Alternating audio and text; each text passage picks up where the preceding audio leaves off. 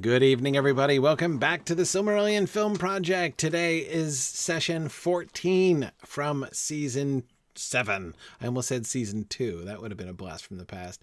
From season 7. But we're not going to talk about season 7 today. Today, we are going back to revisit season 6 because you may remember that we had season 6 was practically a musical from beginning to end with all of the Baron and Luthien stuff. We had not only more really outside the Ainulindale, the highest profile songs in the entire Silmarillion, but also a greater quantity of music by far than in any other season that we've had so far. So season 6 has been a lot. And tonight we are very lucky to have joining, that is to say, Nick and Marie and I, as usual. Philip Menzies, our resident film composer from Australia, and Ilana Mushin, who's been here talking about scripts that she's been working on, but also, Ilana, you were collaborating with Philip on some of on especially the song battle, the Finrod song battle. So we're going to be, we're delighted to have both of you here joining us from tomorrow down in Australia. And so tonight we're going to go back to season 6 and we're going to listen to some of the music that Philip has been composing for season 6. So first, a few announcements. It is moot season again, and so we can barely even fit the moots on the slide now because there's a bunch of moots that are open. Our whole fall moot calendar begins next week with Cascade Moot, and then you can see we have many. I'm going to be in Germany. I'm going to be in Cincinnati for Ranger Moot. I'm going to be in Germany, here in New England, Kansas City, North Carolina, all here during the fall. In the spring, we've got Sunshine Moot and Willow Moot, and of course, we have Osmoot, now officially open for registration very recently, just within like the last 2 days, I think. So it's too recently posted even to make the slide yet, but that has been released, and so that is, what are the dates? Was it the 22nd through 24th of January? 24th to 26th. 24th to 26th of January. Yeah, 24th to 26th of January. Modasenzo, so we're still working on Mountain Moot. We're still trying to find a date that will work for Mountain Moot. I got to tell you, the challenge with Mountain Moot is the problem is the whole mountain thing, right? Because we try to schedule the moots during periods of time when they are not likely to be snowed out, which for Denver is about 4 weeks in the middle of the summer, as far as I can tell. So it's been challenging. All of the times that we've had open are times, Adam, who is our main regional moot coordinator, he lives in Florida, I would add, and was like, how about early December? And I'm like, no, I don't think that's a good idea. And he's like, how about March? And I'm like, yeah, that's pushing it too. Anyway, we're working on Mountain Moot. We'll see. We'll see what we can find, but we're working on there. But anyway, really looking forward certainly to Melbourne next year for Osmoot. That's gonna be great fun. Okay, so and of course the other thing that I would draw your attention to, we are in the home stretch of our Rings and Realms Kickstarter over on Kickstarter. Season 2 of Rings and Realms is set to begin next week. I'm planning to be, I'll actually be in the studio tomorrow, and we're going to be filming all next week. Next week is the week of insanity, when we try to film 3 weeks and three episodes in 1 week in the midst of which I go to Seattle for Cascade Moot. So anyway, it's gonna be cool. But yeah, we're already 98% of the way to our goal. So we are very, very much in the home stretch there. Very exciting. Thanks so much to everyone who's helped support us, and it's not too late to help to put us over the top there for funding for Rings and Realms Season 2. So again, many thanks to everybody. So looking forward to that project, and glad to have along with us the people who will be joining us for that. Okay, so I'm not even going to look at the map of Beleriand. It's always too tempting. So tonight there were 4 pieces, Philip, that you brought that we're going to talk about. We're going to first, of course, talk about one of the great features, right? I mean, in my mind, this is like top 3 musical moments in the Silmarillion, right? I mean, you've got to put the Ainulindalë. It's hard to beat the music of the Ainur when it comes to musical moments in the Silmarillion, right? Like the act of creation, kind of hard not to have that be top of the list. But of course, the 2 and 3, and I'm not quite sure what order exactly, are Lúthien's song before Mandos and the song battle between Finrod and Sauron, right? So I mean, if I had to rank my top 3, really kind of most special musical moments. There are others as well, but that would be my top 3 list. So the song battle of Finrod and Sauron is a highly anticipated moment. So we're going to talk about that. We're going to begin with that one. Tell us a little. Obviously, we'll talk about it later on, but tell us a little bit about the Orome piece. Yeah, the Orome is hot off the press. I only published it a few hours ago. I'm not sure how many people have noticed yet. It's actually season 1. Right. We're not just talking about season 6. We're going way back. So you're redoing the Orome theme or adding an Orome theme? Adding an Orome theme. The only people who had heard of the Orome theme are the people at Osmoot in Brisbane who heard my Ainulindalë paper. Right. And because at that point I had to solidify what the Valar themes were going to be. So I did a melody for Orome, but nothing more. Mm-hmm. So now I've fleshed it out a lot more. Right. Awesome. Nargothrond is going back to really the creation of Nargothrond. So this should have come out around about when I did the Gondolin theme. So we're catching up a little bit there. And of course the Song of Parting, which is in season 6. So, that's Beren and Lúthien's song. That's like Beren's song that he sings. Beren's Song of Parting. Yeah. Yes. I got to the because I finished the song battle of Finrod and Sauron. I thought, okay, the next one is the song battle between Lúthien and Sauron, and I was just about to start when I thought, oh no, Huan needs a theme. So that's what sent you right back to Orome? Orome, so sent me back to Orome to do that. So it's not like I've got to. There's there's a critical path going on here, and I was missing Huan, who would come out of Orome. Right. I owe you some lyrics still. On my mind. Right. And similarly, here we are like observing the erosion of Nargothrond and everything, and you're like, well, we don't have a Nargothrond theme, right? So we should probably have a Nargothrond theme that we can then disrupt, when the Feanorians are there, right? Exactly. So yeah. No, exactly, yeah. Particularly next season, Nargothrond is going to feature very heavily. Of course, yeah. Now it'll be interesting. The the original essential Nargothrond theme, right?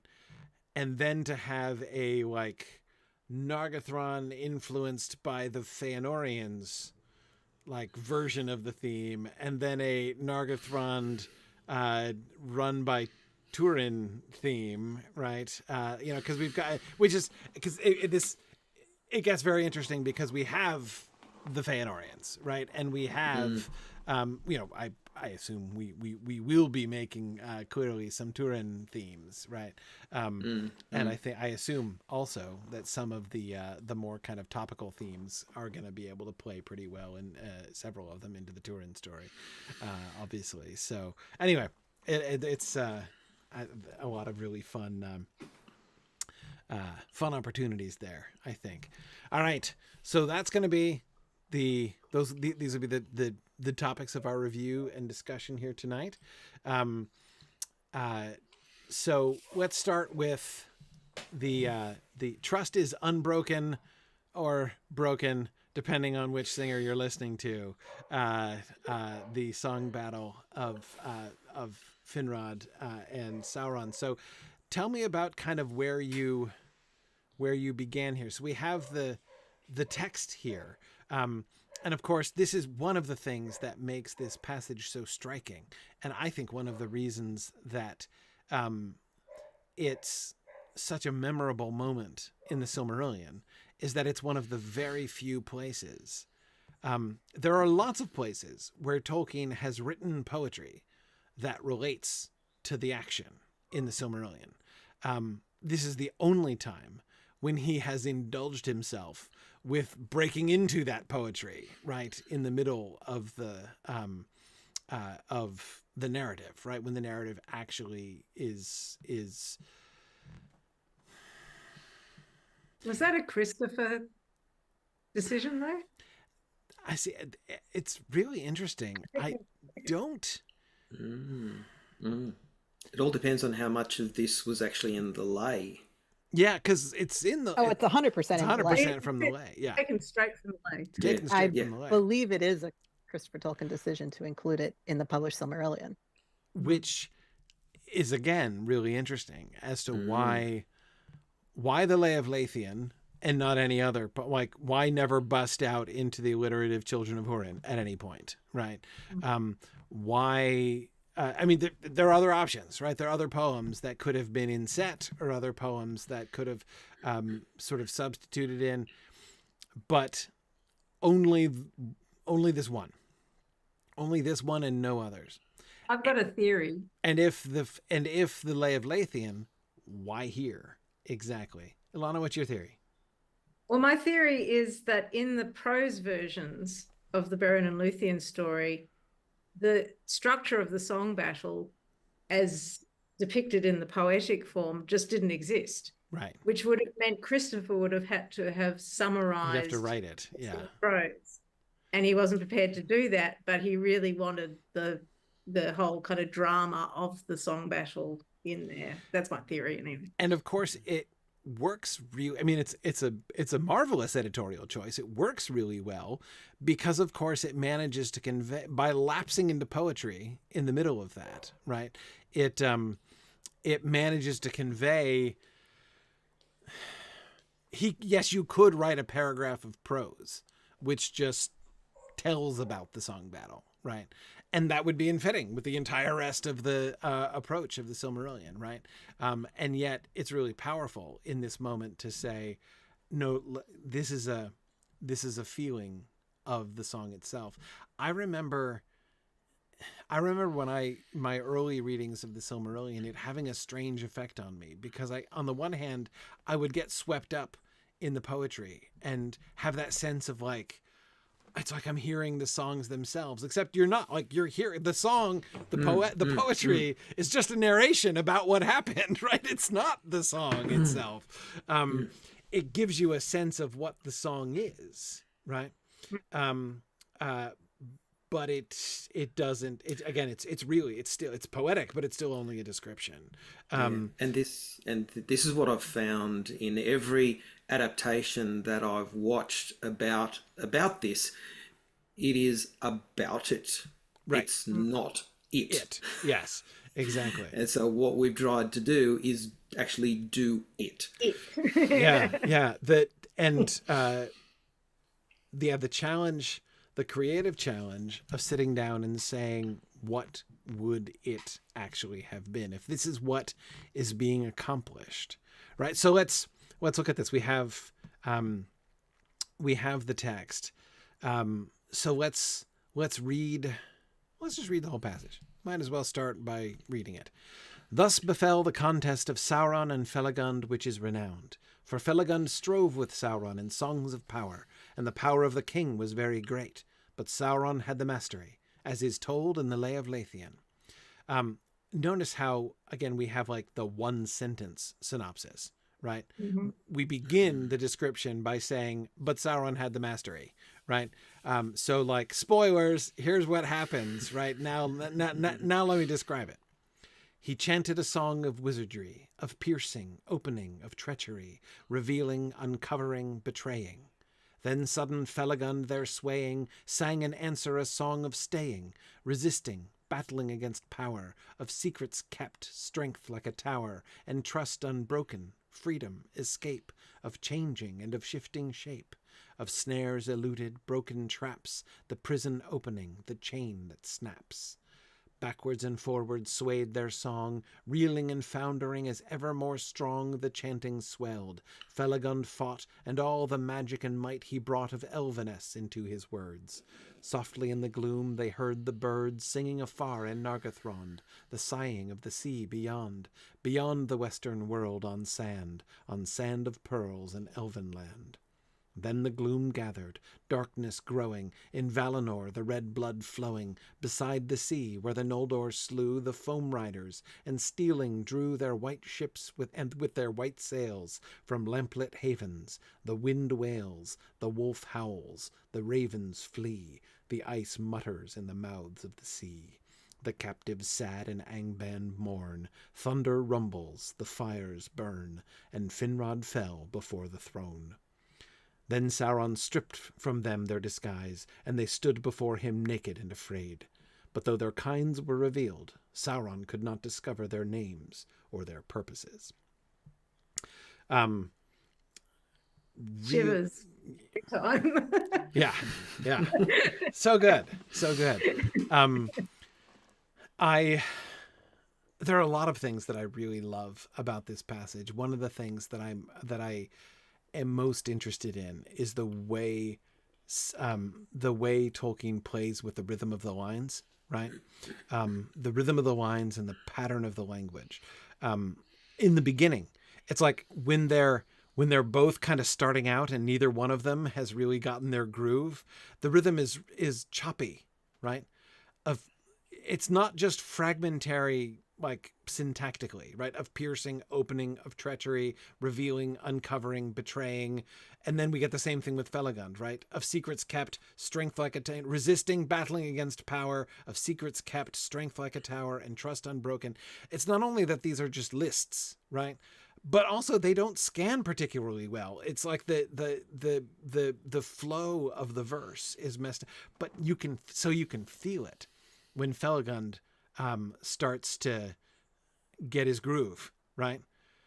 Resisting, battling against power, of secrets kept, strength like a tower, and trust unbroken, freedom, escape, of changing and of shifting shape, of snares eluded. Like, oh, he's getting it now, right? Like now you can feel it. The way the lines just start flowing, and then of course when he shifts to narrative mode, right? When he's telling the story. Notice all the enjambment, right? How it keeps one line flows into the other really rapidly.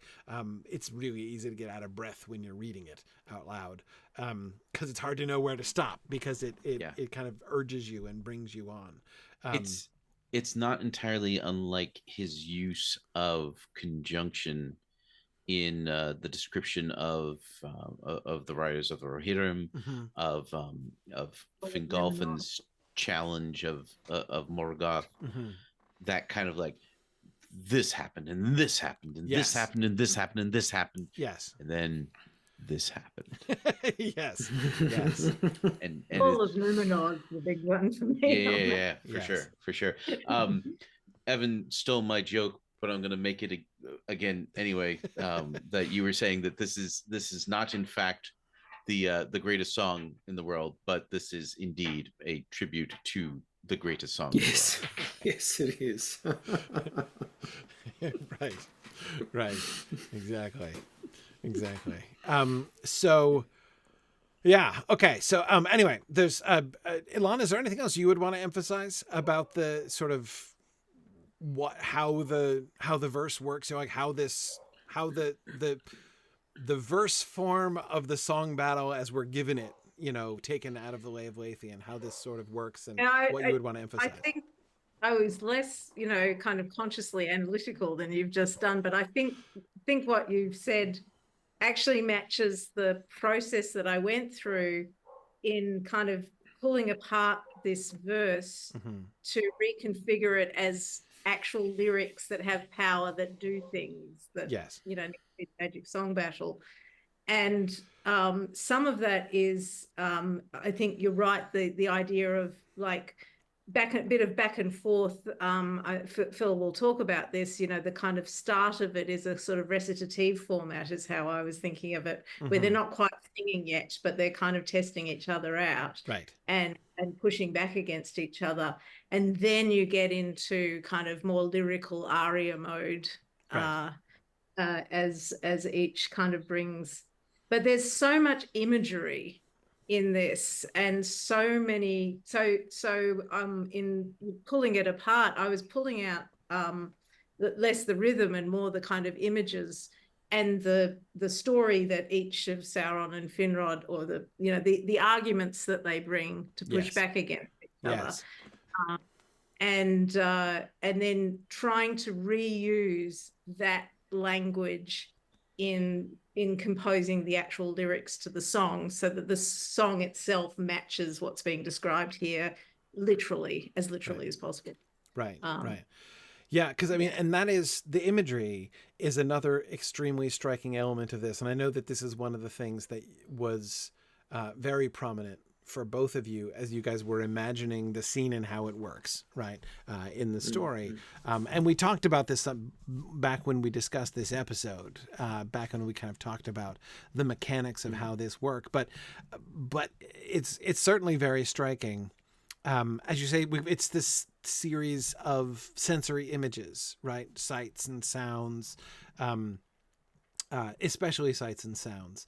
The script team worked on this as well, and yes, Alana, the script is very descriptive itself about what imagery would be shown in the actual TV show if it was ever produced as a TV show. So I also had that imagery to go on as well, to add into it. Yeah, and then they also wanted to preserve that, what I see as such a dramatic pivot of Finrod overreaching with his song that Sauron just snatches and turns against him. And I didn't want to lose that in the way that we. Yeah, I mean, that the transition from the sighing of the sea on sands of pearls in Elvenland to like, let's talk about the sands of Elvenland, right? And remember the day when blood was on the shores, right? When those pearls were coated in blood, and then it's over, right? At that point.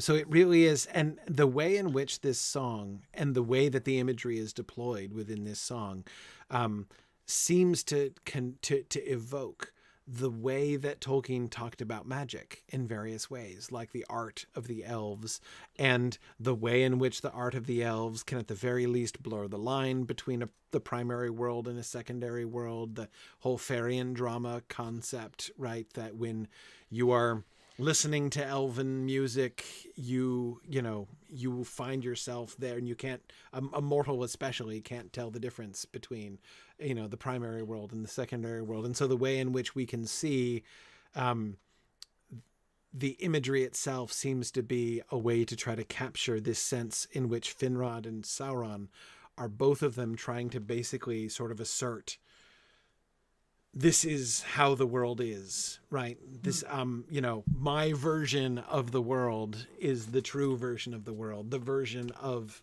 battling against power, of secrets kept, of trust unbroken, of freedom and escape, versus the reality of revealing, uncovering, betraying, right? We're in Ardamard, I guess, is the moral of the story. Right. Which is why you might as well have the spoiler at the start, right? Because it does seem, in that sense, almost a foregone conclusion, right?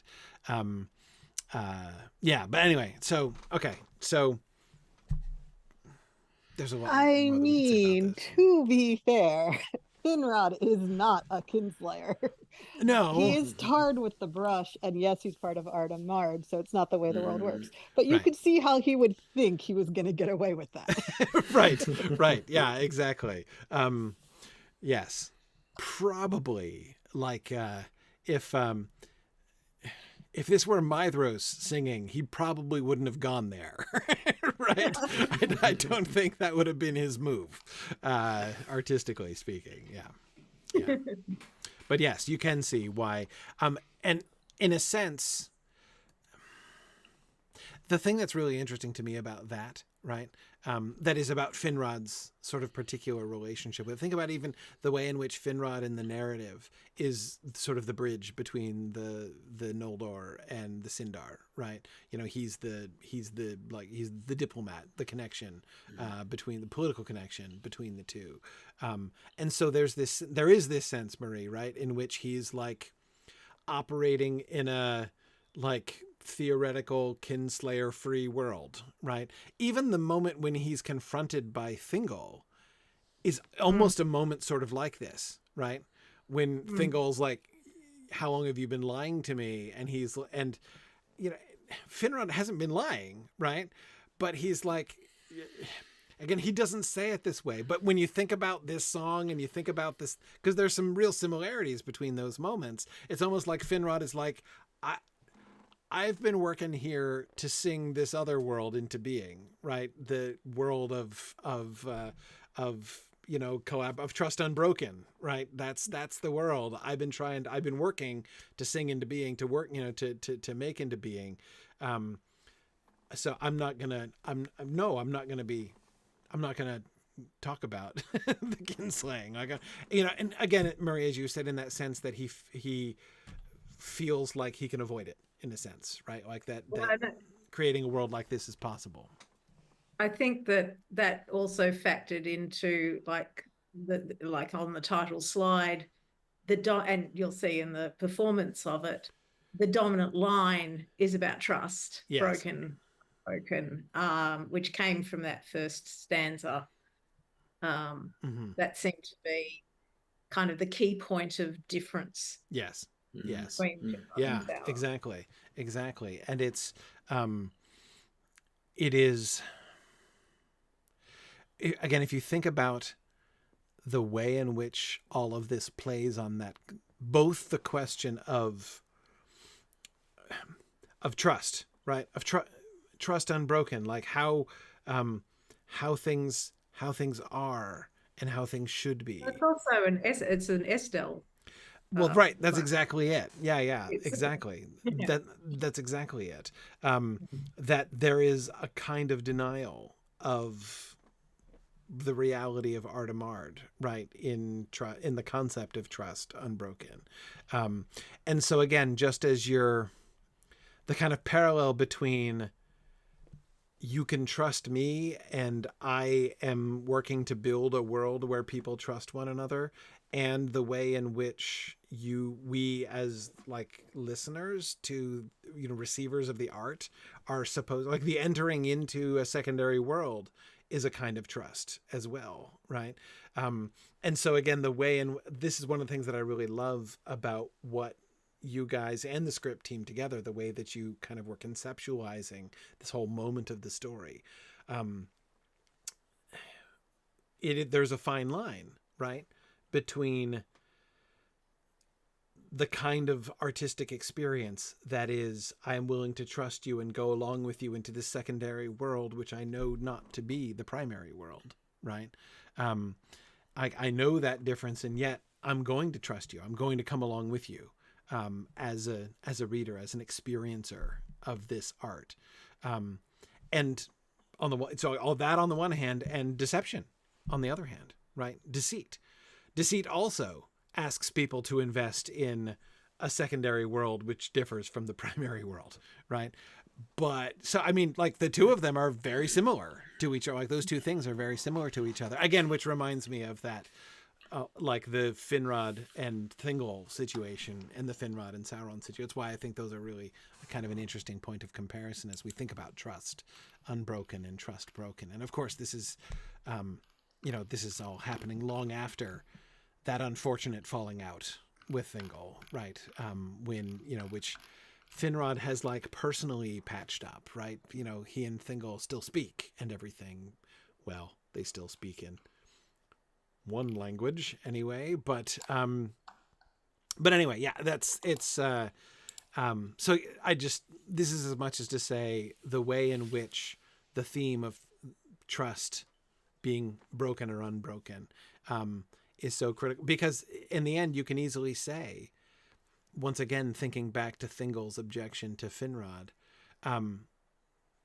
Finrod's version is beautiful, but it's not true, right? I mean, it's the false one in a sense. Like, it's the one that's not true to reality. Arda Ismard, right? And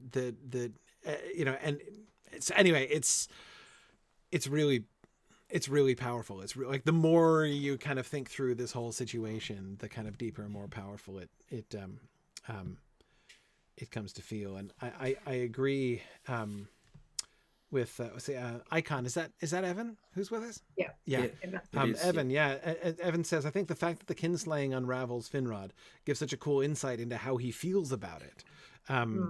I really love how the trust is unbroken line is repeated so many times in the song, which we're actually going to play here in a minute. Finrod is really clinging to a dream of the world in that moment as the reality of the kinslaying and his abdication all crash down on him. Well, and Evan would know because he sings Finrod. He's singing the lines. Yeah, exactly. But right, that was my when I heard it the first time, that was my favorite element too.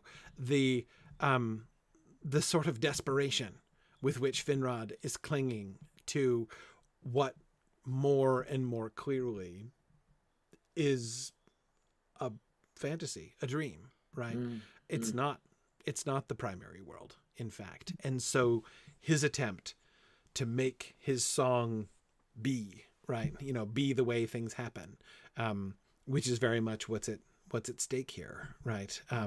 Is he going to succeed in the changing and shifting shape of snares eluded and broken traps, right? The prison opening, is that what's going to be here, or is it going to be, the other way? And that was the one final point about adapting this verse into lyrics is, and I think you had this when you talked to people who are writing opera of Lord of the Rings, and yes, you can't put the whole thing in the lyrics. No. Then you'd be singing for like 2 hours or something. So Yes. it was how to kind of pull out the sort of choice bits and make it a manageable. I mean, it's already a reasonably long. Yeah. How about we skip 2 pages on the PowerPoint and have a look at the actual lyrics? Okay. Talk about the actual lyrics. What did Alana come up with? Okay. All right. Yes. So we've got Finrod's part and Sauron's part, right? The non-tribute version. Okay. I sing of freedom, faith, and friends, of nightingales and Nargothrond.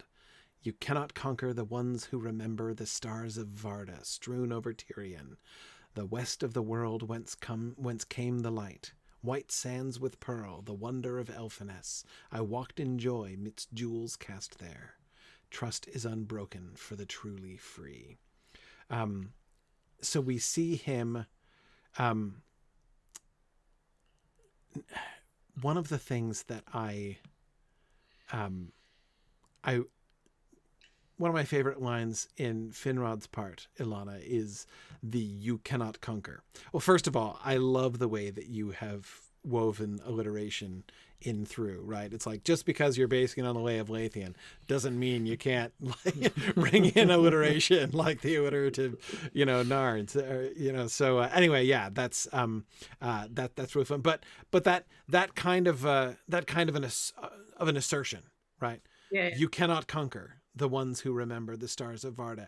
And the way that he is both there, just sort of stubbornly insisting on this point, like that is not possible. That is not a thing. I am asserting that is a thing that cannot happen. Right. And that's so much more powerful than merely like the imperative mood. Right. Which, giving a command which the other person would have to like comply with, right? Or trying to compel the other person to comply or implore the other person to comply, right? Instead, was thinking of, Saruman, your staff is broken, yes, kind of line. Yes. When I was, because I was thinking like this is actually the way that it works in Middle Earth. Yes, exactly. But the other thing that's really cool about that is that we see him taking the strength not relying on his own strength, right? The basis of his assertion is in the power is in the west of the world, right? In the powers of Varda, those who remember the stars of Varda strewn over Tyrion. Those are the ones that you cannot conquer, right?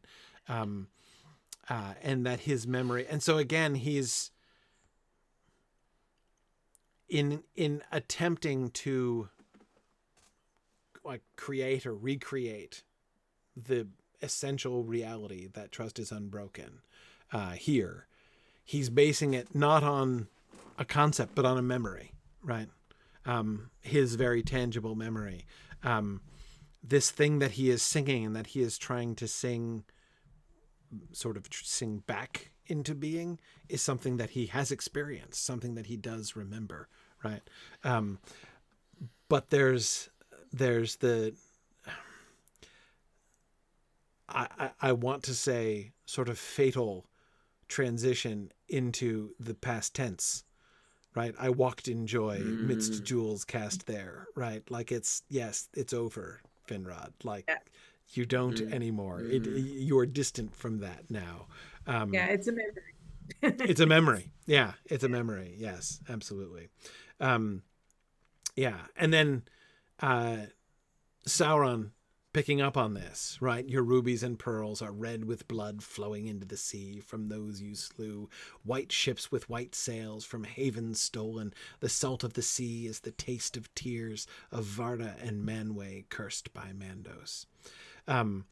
The taste of tears of Varda and Manwë, right? Taking the memory and the power of Varda, right? That he evoked and turning them like, no, oh, you mean that strength that you are recalling, right? The strength of Varda, the one wasn't she also involved in casting you guys out? I kind of think that's sort of how it happened, right? In fact, the very strength you evoke is the strength that has turned against you, and prevents you from returning and regaining this memory that you have, right? Which you're trying to deny has been tainted, has been soiled by your own actions.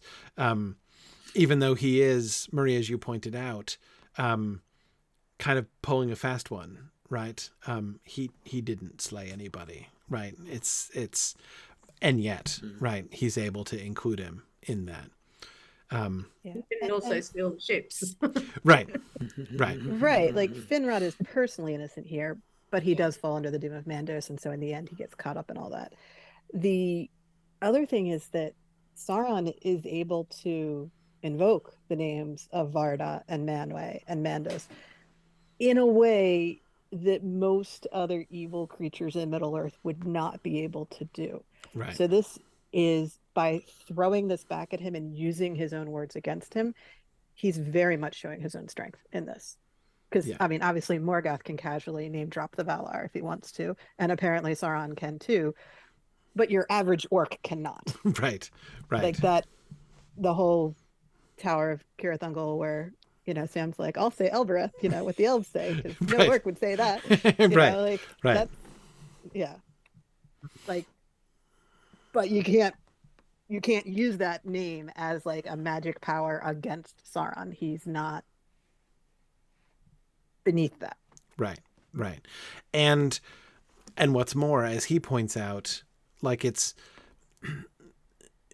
he's able to not only just sort of use those names with impunity, as you point out, but he's able to throw it back against Finrod because of the curse, because of the doom, right? Yeah, you just switched from curse to doom, and I was going to draw attention. I mean, he calls it a curse, Sauron does here. Right. But that's not the way. It's the doom of the Valar. Yes. It's like what Mandos does, kind of just say, this is the consequences of your actions, not like I curse you. Yeah, you did it to yourself. Yeah. So it's I thought, Sauron's going to put his own twist on that. Yes. It's interesting that Sauron, there are no lies in Sauron's part. I was Everything just going to say that. is true. Yes.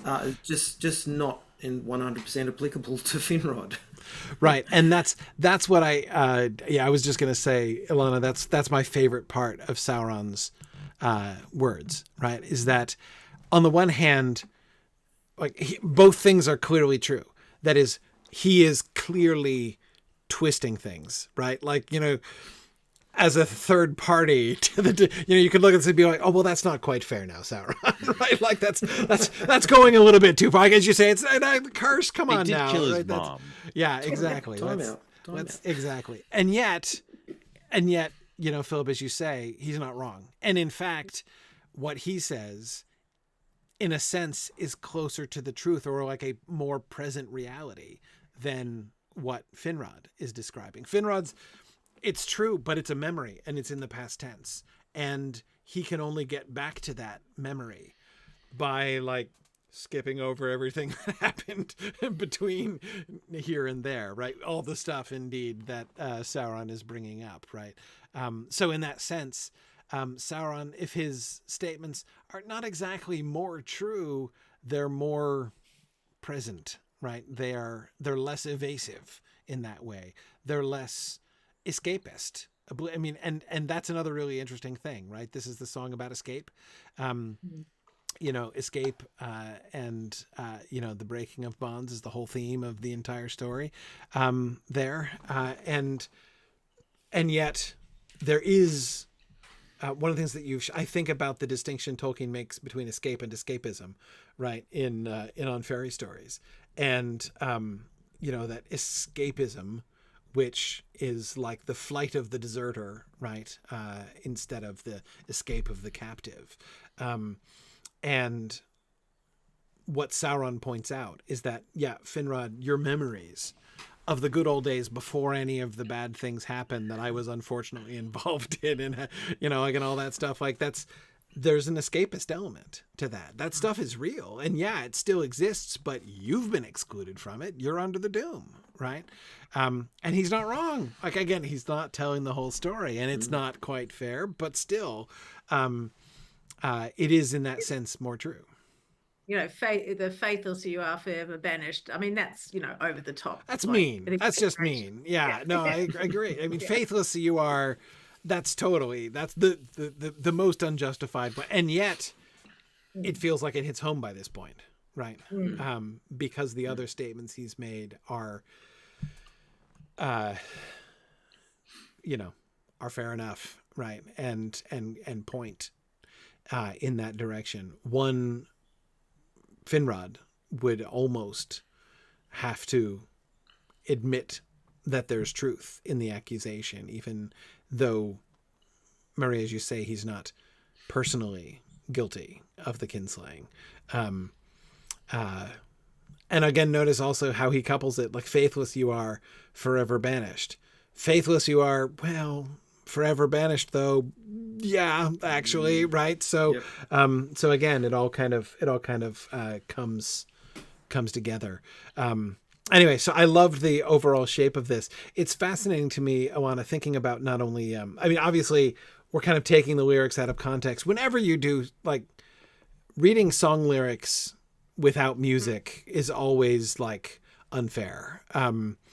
There are some songs which work really, really well like that, but mostly, lyrics are part of a whole performance, and you can't really kind of take it out of context.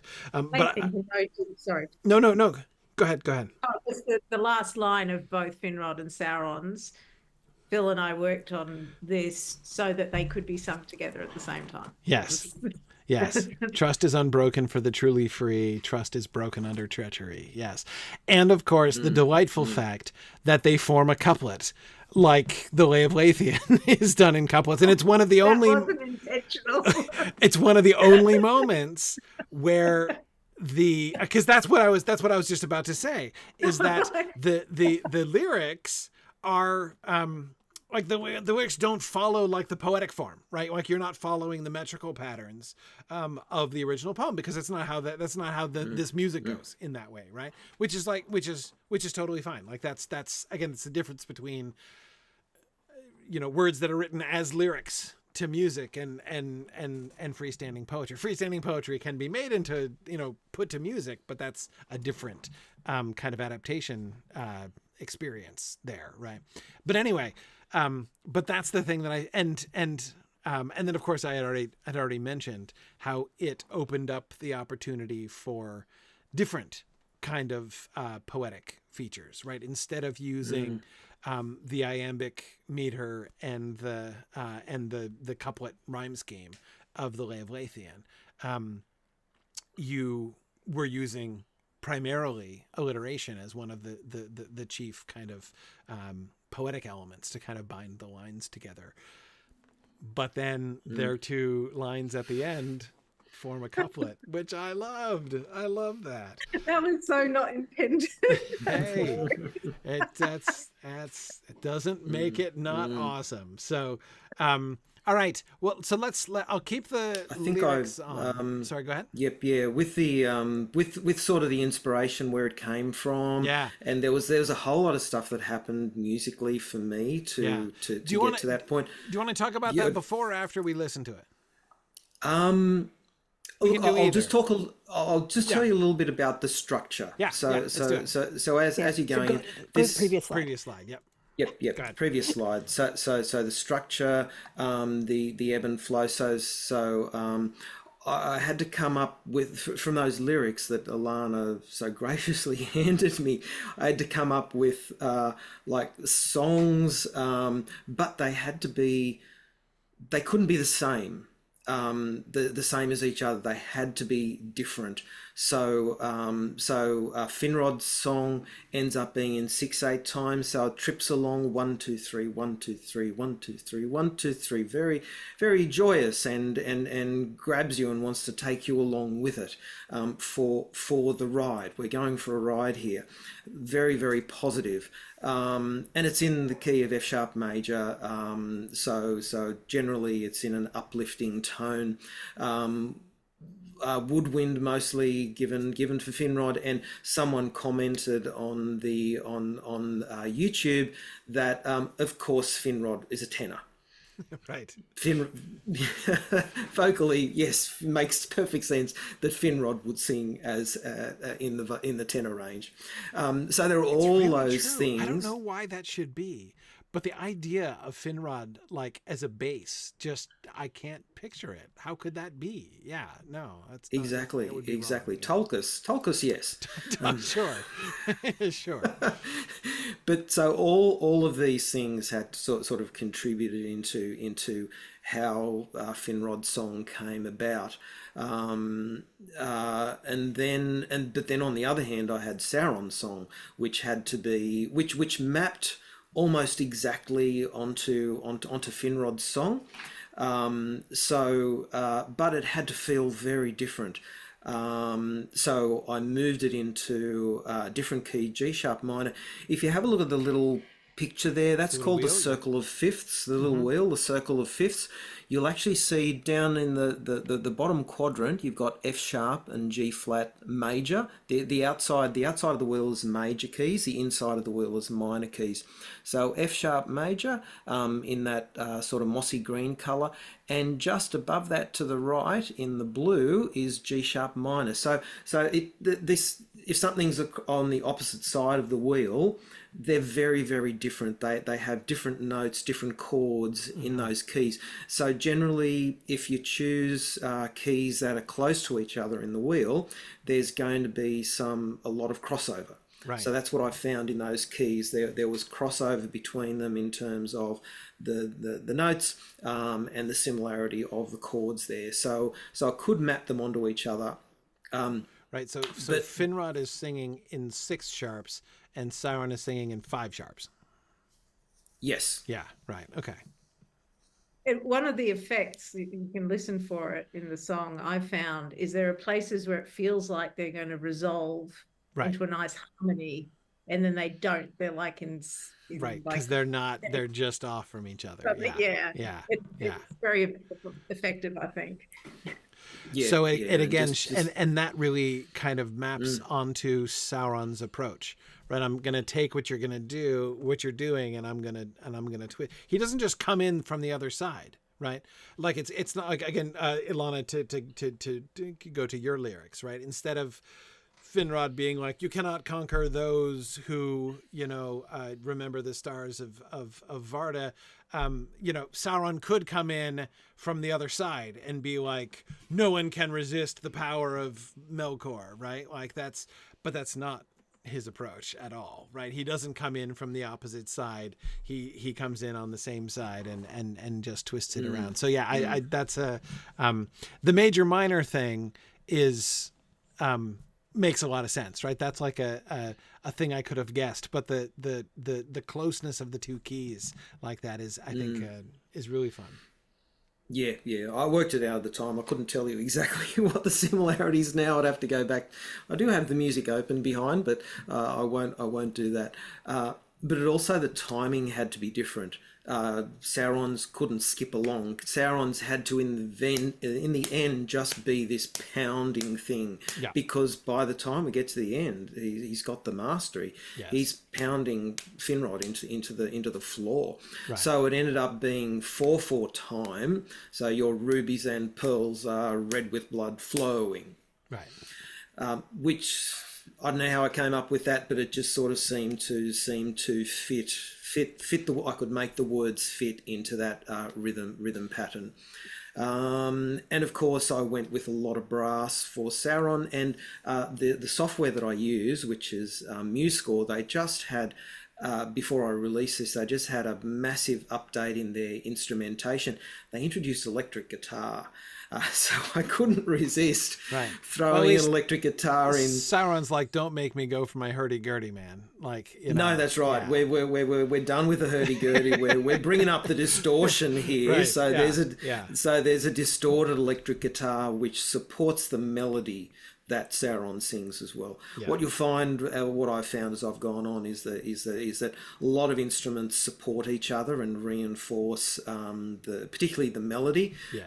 It can sound weak if it's on its own, and if Dylan, who did the vocals, was just trying to hold his own against all of that raucous instrumentation, he needed something else there to support his voice there. And the same as Evan with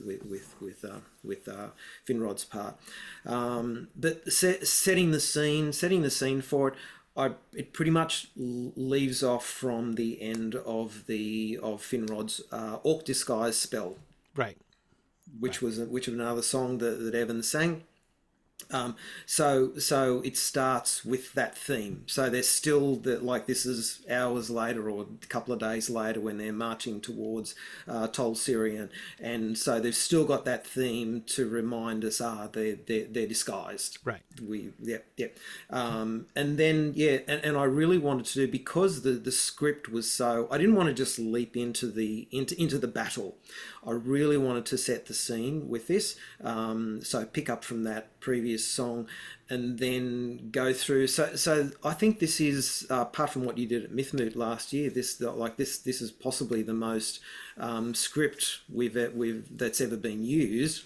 Yes. or produced. So we have the whole introduction. Finrod meets Sauron on the throne. They have their back and forth conversation before the song battle actually starts. And as Ilana said, starts with just spoken word. First bringing in the instrumentation before we finally launch into the actual song. I'll probably talk more about how it turned out afterwards. Great. Did you want to talk about the inspirations before I play it? Yeah. Look, the because I might not come back to them, but yeah, when I first had when we first sort of started to grapple with the idea of that it has to be a confrontation between two people, dramatic in song, I started to go back to ones that I knew. There was a lot of discussion on the forums about this, and people had ideas. In the end, I went back to things that I knew, and I went to this one of my favourites there, the confrontation between Javon and Javert. I actually analysed that piece of music and discovered that it's really simple. It's not as complicated as I thought it was. It's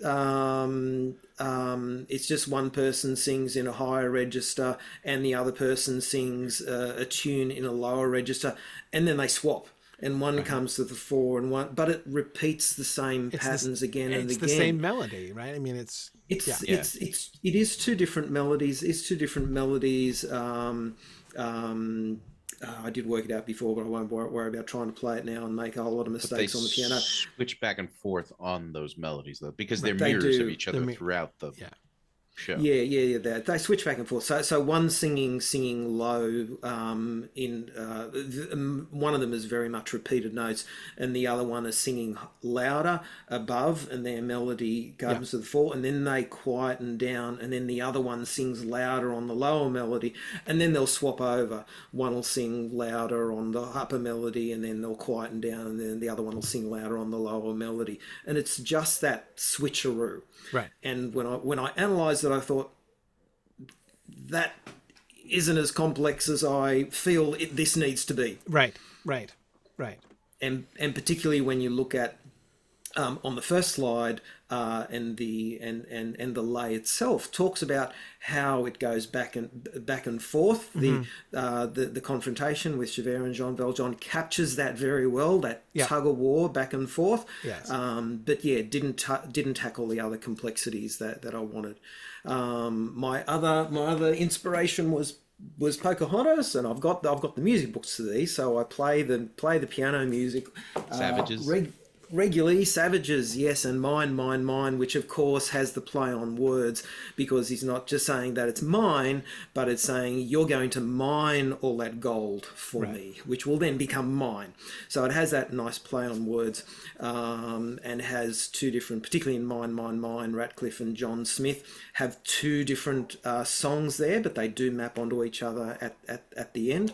And in Savages, it actually becomes a three-way. The settlers, the Native Americans, and Pocahontas, who's caught in the middle. She comes through with yet a third melody through there. And same with the final one there, Stray Gods, which is a recent video game, and if you want to. If anyone's interested in complex music, there are 4 soundtracks for this one, because every choice you make gives you a different song.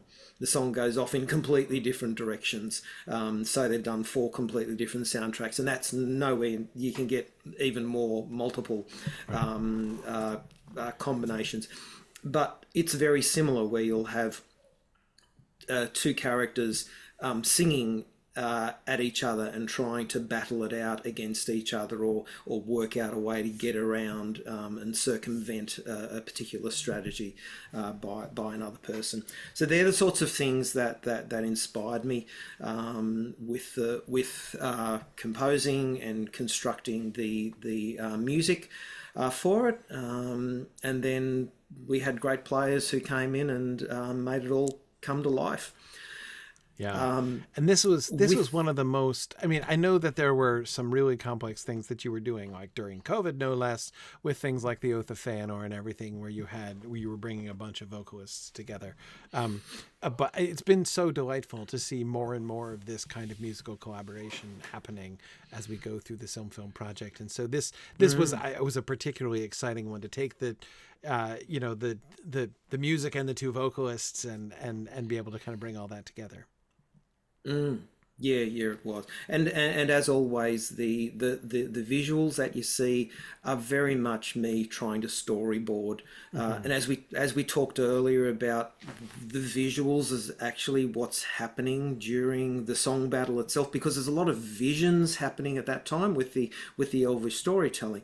That I found that really challenging. So just treat that as oh yeah, it's sort of evoking different evoking ideas, the concept, yeah. evoking the concepts, not the if this was ever produced, it would probably look very different, very different to this. Right. Yeah. Great. All right. Well, let's listen here then. Let me make sure the sound is coming through here. I think we should be okay. All right. So yes, as you say, starting off with the orc disguise magic that Finrod has in place right before he arrives. Yeah, sort of moves from By the arts of soundtrack Felagund, into their own forms and faces the were changed songs. into the likeness of orcs, and thus disguised they came far upon their northward road, and ventured into the western pass between Eredweathrin and the highlands of Tal Nufuan. But Sauron in his tower was ware of them, and doubt took him, for they went in haste and stayed not to report their deeds, as was commanded to all the servants of Morgoth that passed that way. Therefore he sent to waylay them and bring them before him. Where have you been? What have you seen? We finished our work at the river crossing. We now make for Angband, where we were commanded to return. Who is your captain? Burhaz from Angband commanded us to the construction crew. On his command, we return thither. Curious. Burghaz is not known to me. But no matter. Any building is to be done at my command. It is to this tower that you report. Forgive our error, Lord. In the end, we all serve the Iron Crown. Indeed. And since we serve the same master, repeat now your vow to Melkor the Most Mighty. Death to light, to law, to love. Cursed be moon and stars above. May darkness everlasting old that waits outside in surges cold drown Manwe, Varda, and the sun. May all in hatred be begun, and all in evil ended be in the moaning of the endless sea.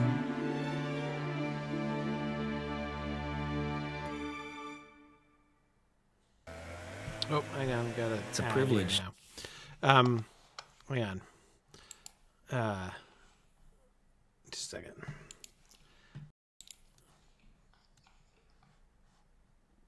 Okay, so we're going to be continuing in the... It's interrupting for the ad here. Hang on. Apologies.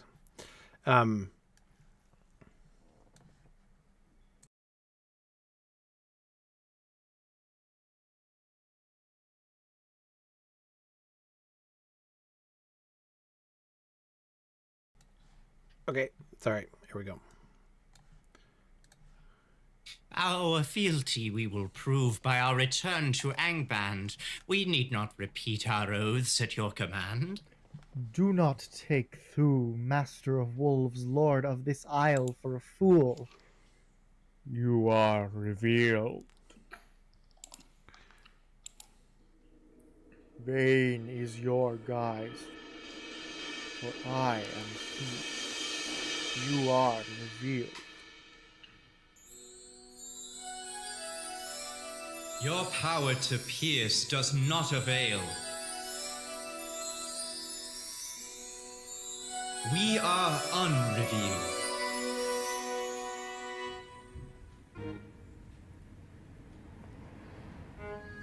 I uncover your secrets, opening your mind.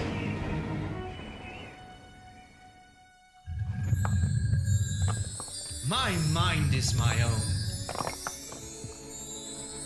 Mighty as a tower.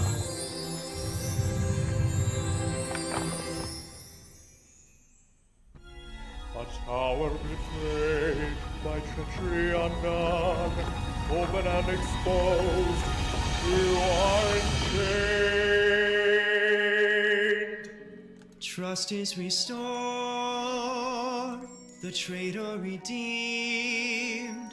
Your chains must fail, faint and frail.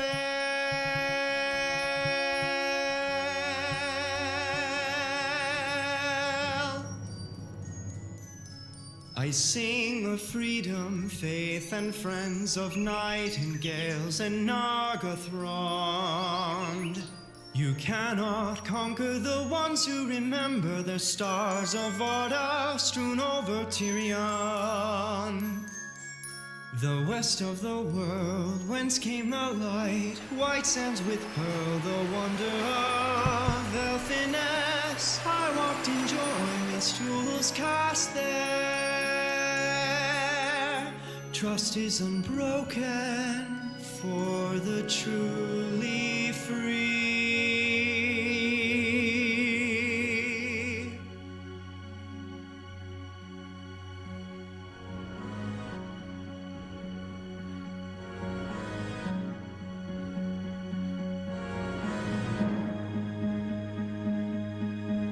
Your rubies and pearls are red with blood flowing into the sea from those you slew. The white ship with white sails from havens stolen, and the salt of the sea is the taste of tears. Of Varda and Manwë, cursed by Mandos, faithless you are, forever banished. Trust is broken under treachery.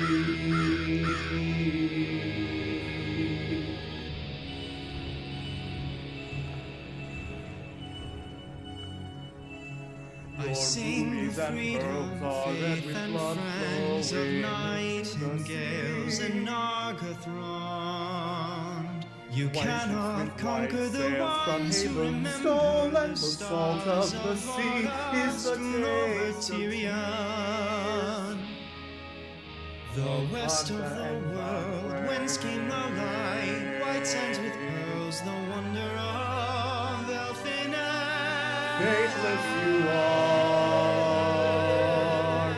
forever banished. Trust is unbroken for the truly free.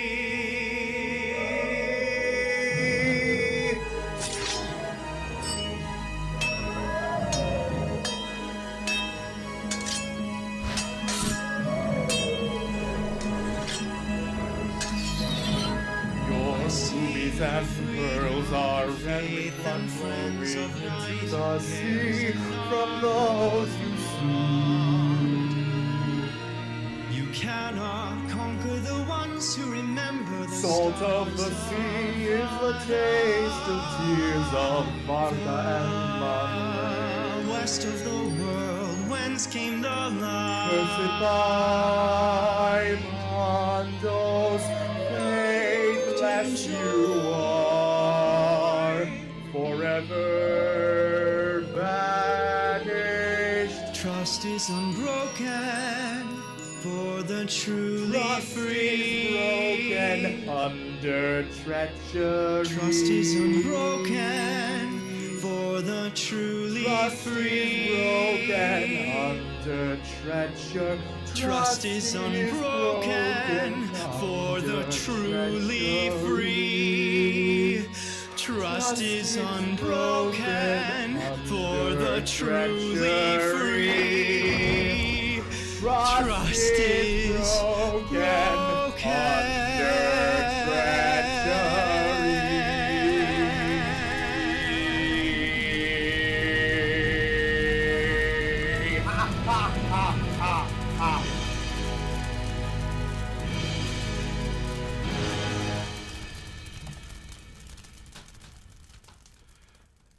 Oh, the unresolution at the end, like the aggressive non-resolution.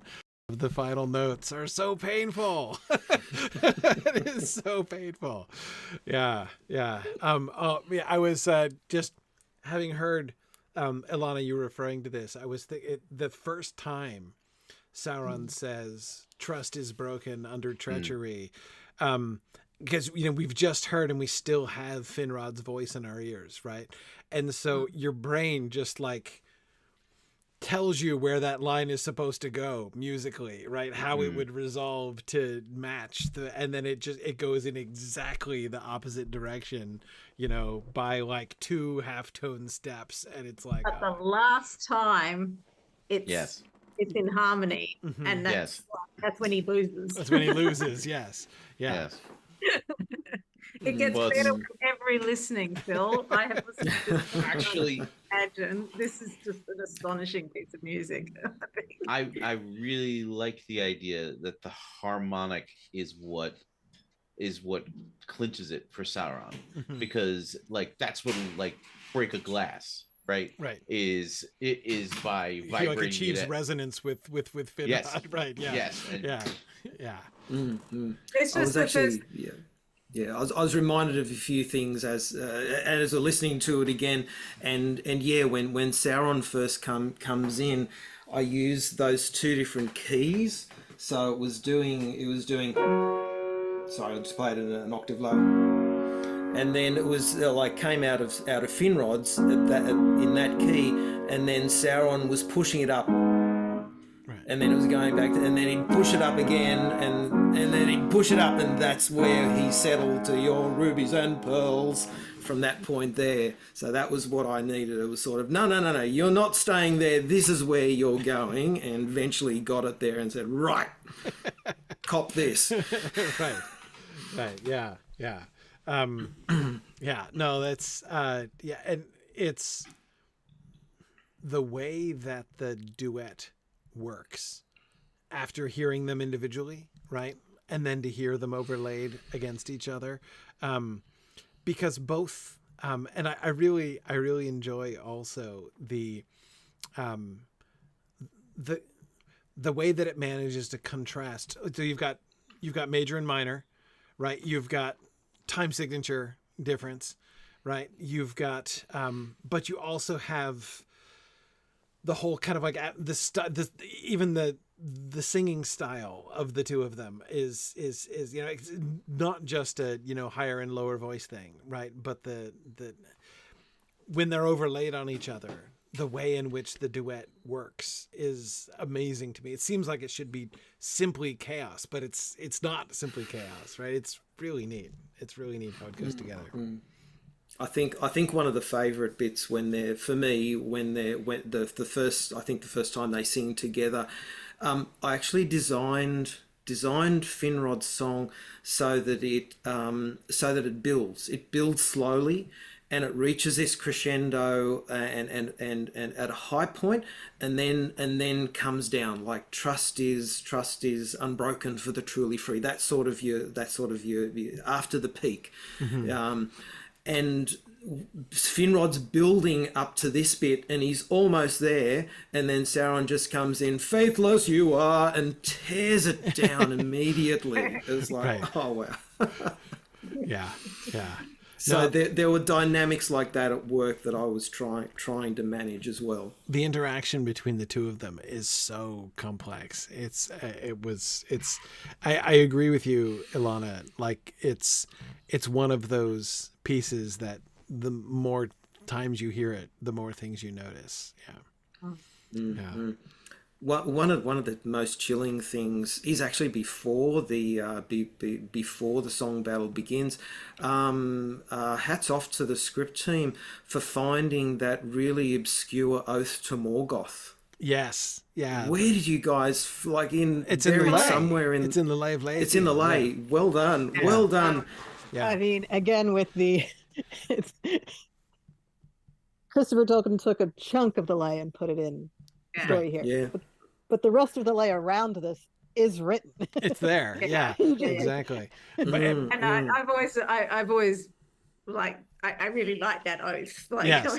Yeah. By the way, I serve lighter mark. Yeah. Yeah. I've always I've always imagined that Sauron is completely making that up as he says it, like that the orcs around him are looking at him like, okay, if you say so, man. Like, we didn't do anything that complex, right? Like, it's like we didn't have to sign on to the credo, man. We're just, so, anyway. So they were doomed like being a witch, because there's no way they could have known that. Right, exactly. Yeah. Anyway, but it's portrayed as the things no elf would ever say. Exactly, right. So yeah, like Sauron he designs it for really your orcs say this. That's right, exactly. If you're and certainly well. Yes. The recitative part I'd forgotten actually does cycle in some more of the words that Tolkien actually uses in the lay. Yeah. For that thing. Yeah, no, it's fun. And it is one of the not that Christopher didn't do a wonderful job, but it is one of the fun parts of the Silmarillion film project, is that we can go in and choose many of the bits that Christopher did not choose when he put together the published Silmarillion and include those bits too.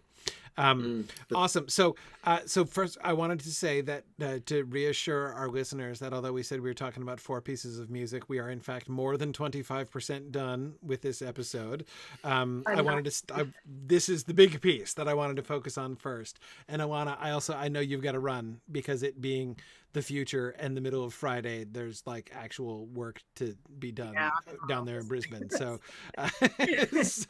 I thank you so much for joining us, Alana. That was wonderful, and so good to have you to talk about it. And we'll let you go. Yes, looking forward to seeing you all in Melbourne. That's right. See you in Melbourne in January. Absolutely. Very good. And then Philip, we'll return to the other. So we'll a little bit more briefly, perhaps, to the other songs. Yes. So talk about the Orome theme is, as you say, you needed Huon music, so we needed an Orome theme, which we didn't have before because he wasn't one of the short list of Valar that you created independent themes for. Do you want to talk about the Orome theme? Yeah. Of course.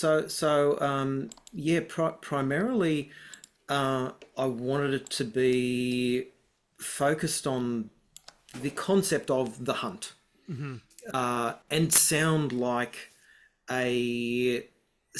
you're in the English countryside and everyone's prim and proper on their horses and the hounds are milling about and off they go. I wanted it to have that kind of sound to it. So the Orome's theme is played very much in isolation at the very start. That's all you hear, just to say, here's the theme. And then we go on a journey to say, well, how many different variations can Philip come up with of this particular theme?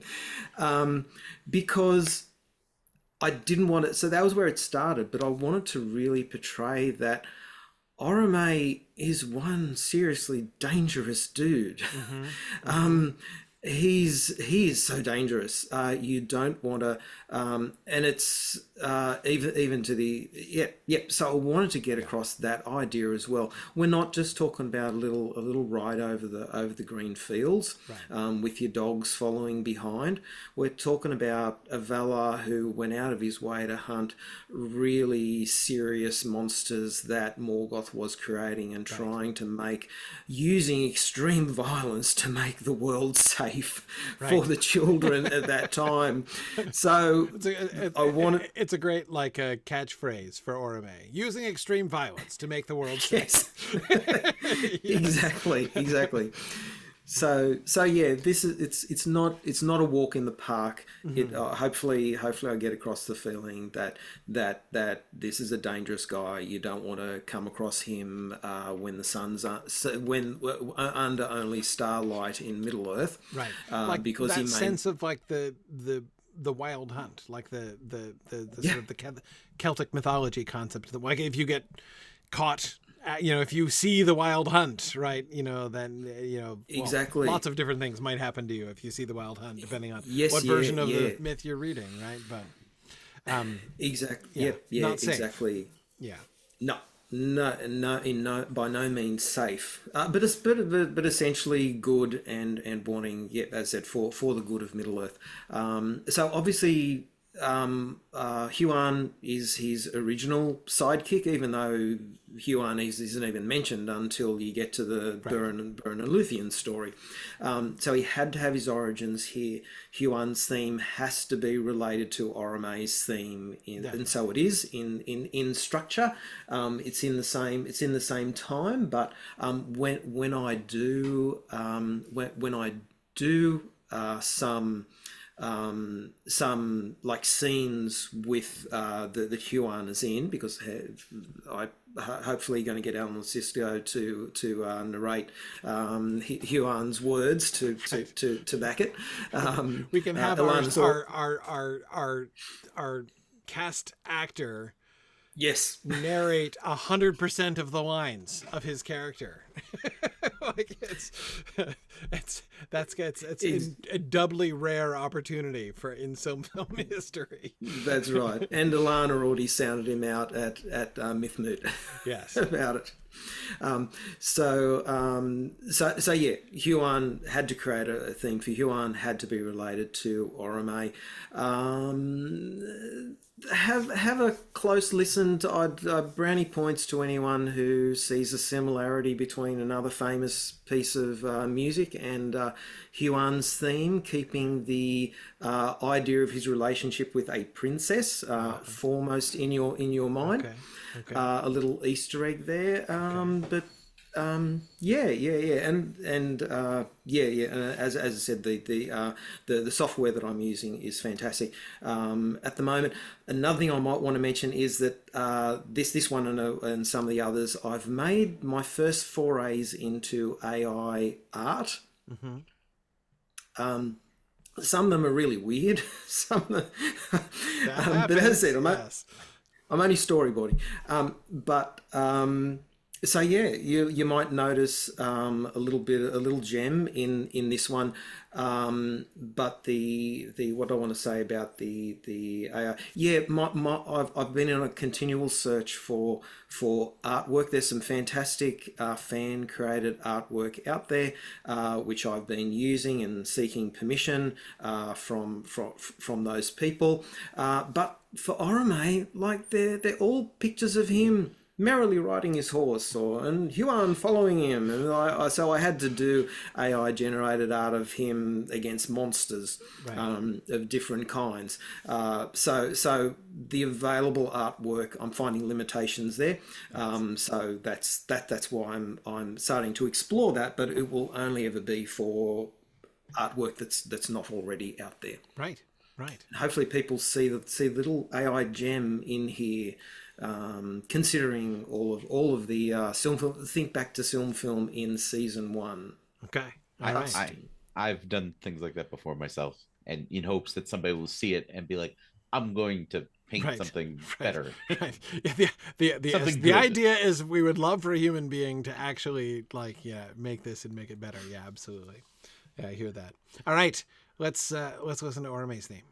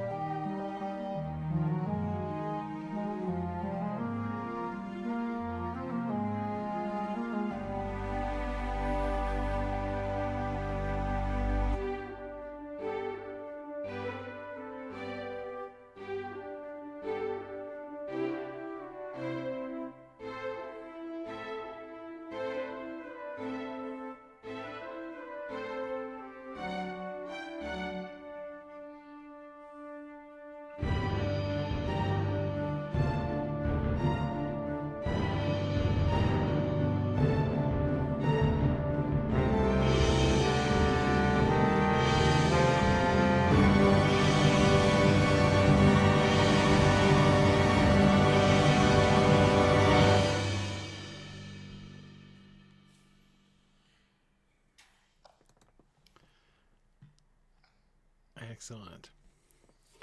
I loved the through the instrumentation, the muting of the theme for Huan. Muting is the wrong word, but it dampening. Especially in the very beginning, it comes in and you can hear the melody is very similar, but it has so much softer of a feel to it there. Well, that's because Orome's theme is primarily played with the French horn, and Huan's theme is primarily played by the English horn, the cor anglais. Mm. So it's much more in the woodwind category, right. and is much softer in tone and is more mellow. Of course, that will change during the altercation on the bridge with Luthien and Sauron. Right. Yeah. It will not be that sweet. Then. Right, exactly. A little bit less sweet and mellow at that stage. Right. Yeah, exactly. Yeah. That really did get across pet dog feel. Mm-hmm. Mm-hmm. No, it did. It did. That shift was really striking in that way. One of the things that really struck me as in the early parts of the main Orome theme was the pace of it. Like it kept. Like every time it repeated, it felt like it was going faster than I expected it to go. It's very. Yeah, I didn't fiddle around with the tempo very much. There was one point where it slowed down significantly, and the string is going bum bum bum bum bum bum, right, and then launch back into it. That might have been a little bit quicker at that new launching in. No, I don't even really mean a change in tempo. Yeah. I just mean rhythmically, really. Yeah. That it's I don't know what it was that my ear was expecting. Like we know the da dun dun da dun dun da da da da, like that last rise and fall was always quicker than I thought it was going to be. Like it moves the thing right on. It gave the whole thing this sense of I don't know, not exactly urgency, but of speed, of pacing. I mean, and motion. Of motion, definitely. I think I know what you're talking about. I use the bass drum very effectively in that way because we've got that 1 2 3 1 2 3 pattern going all the way through. The bass drum's just going bum bum bum bum. Mm-hmm. That is bringing in that urgency by doing just those first two quickly. That changes the feel significantly there. Yeah, it does. I did like the increasing sort of wildness of it as it went through. As you said, it in the beginning, it's very sort of civilized, right? Yes. Sort of pleasant and civilized. It does sound like a pleasant, horseback ride at the beginning, but then becomes much more wild as it goes through. I thought that was very effectively done. What are some places where you would think now, like in retrospect, now that we have the Orome theme, places, moments where you would think about, inserting it or characters apart from Huan, for the obvious reasons you've said. Maria, I think is thinking of one here.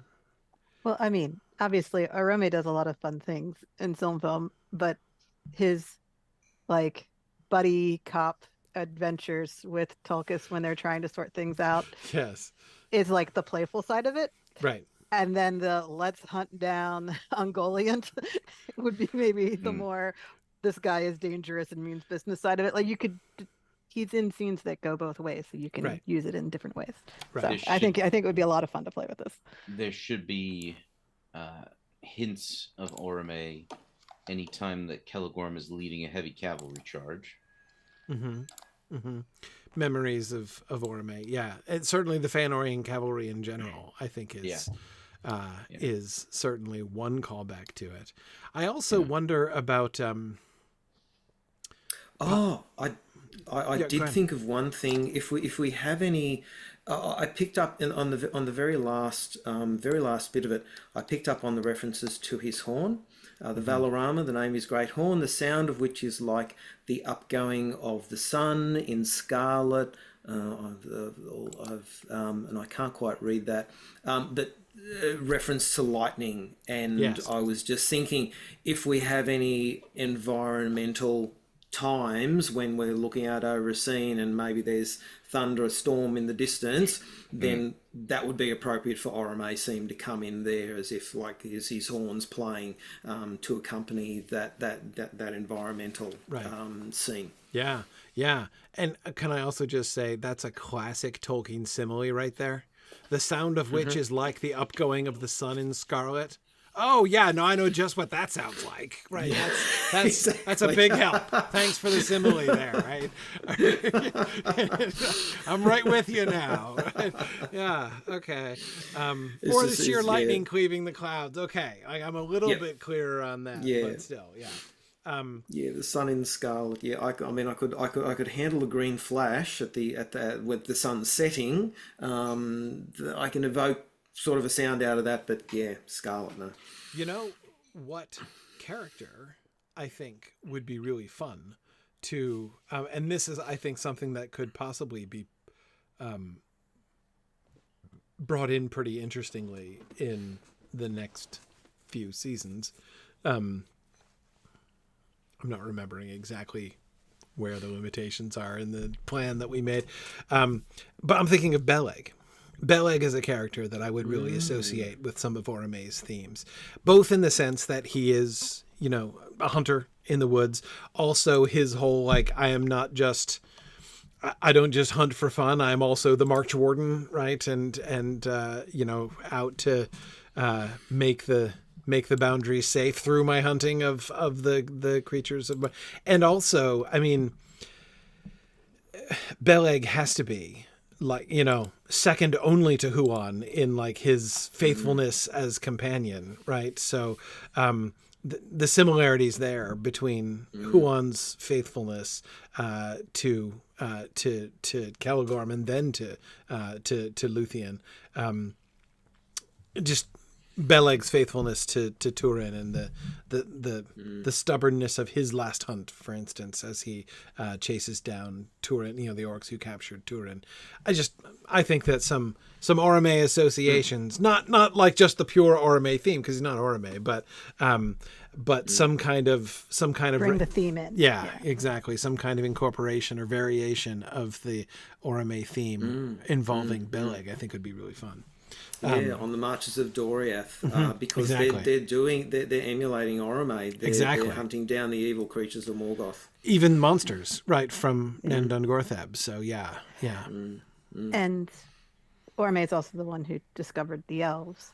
Yes. And when Finrod discovers the men, he has been on a hunt leading up to that. So it'd be really nice if we use the hunt music for the hunt that leads into the discovery of humans. I'm sorry, I'm imagining Finrod playing the Orome theme on the rude harp, you know, which would not come across nearly as well, but like, bing bing bing bing bing bing. But anyway, yeah. Just testing it out, just a few notes. So you're like, okay. Yeah, exactly. But yeah, no, you're right. Certainly, that's clearly a moment where we would want the Orome theme to be playing, is when Finrod is hunting and finds the humans, for sure.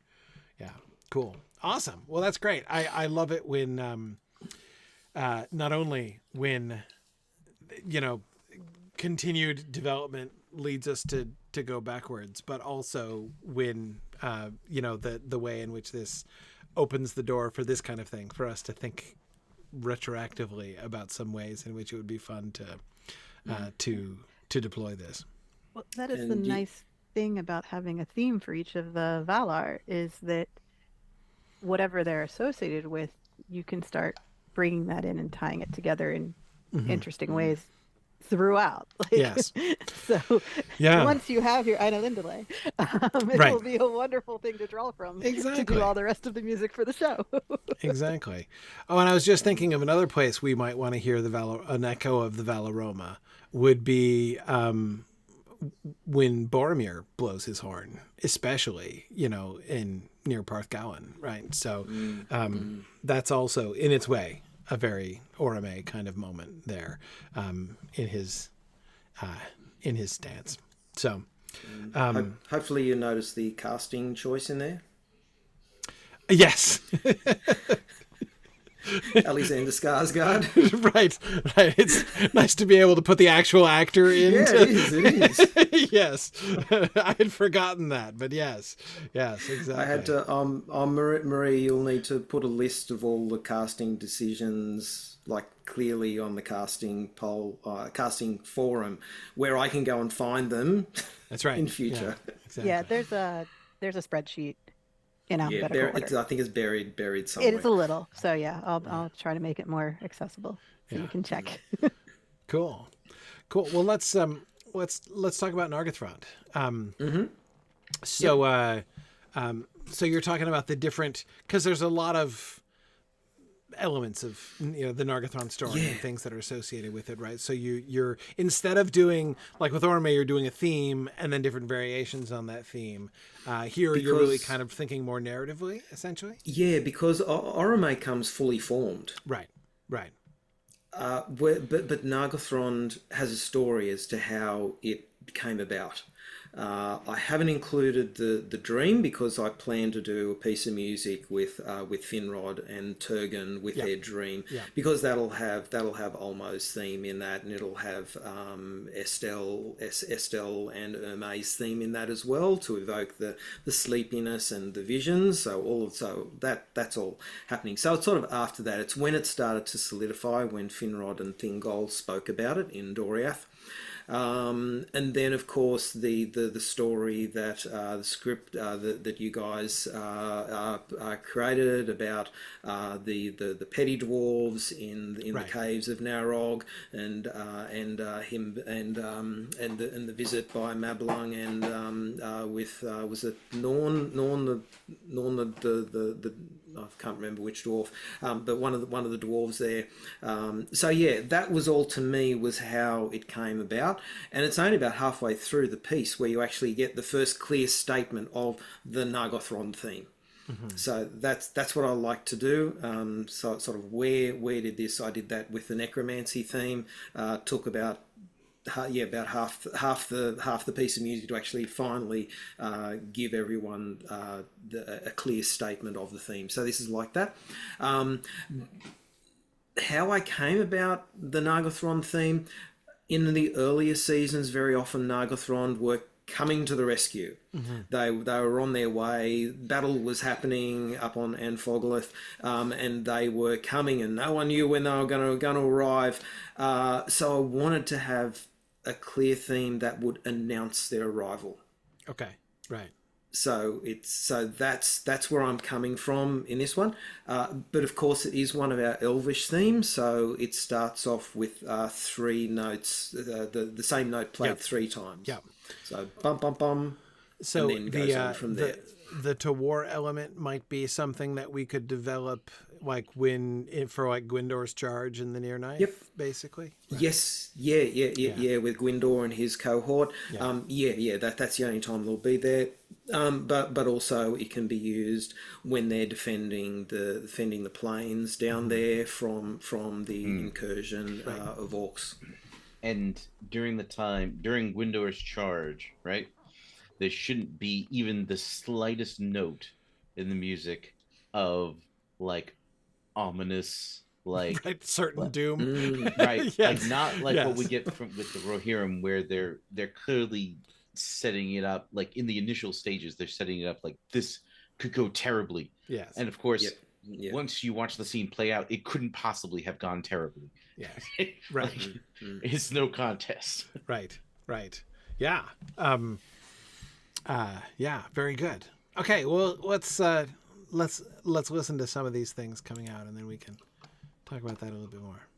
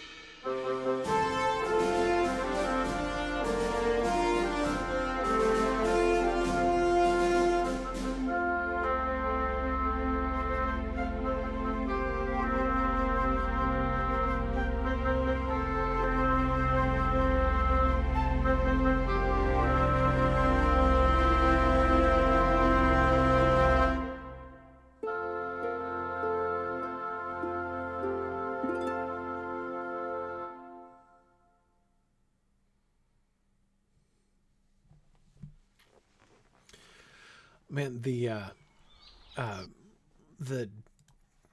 dwarf theme was amazing. I loved the dwarf theme. It was so good. Glad I was muted because I caught myself humming it. Yeah, that was that both that and the war theme I really loved. Though I was very interested in the development of like the transition from the caves of Narog into Nargothrond.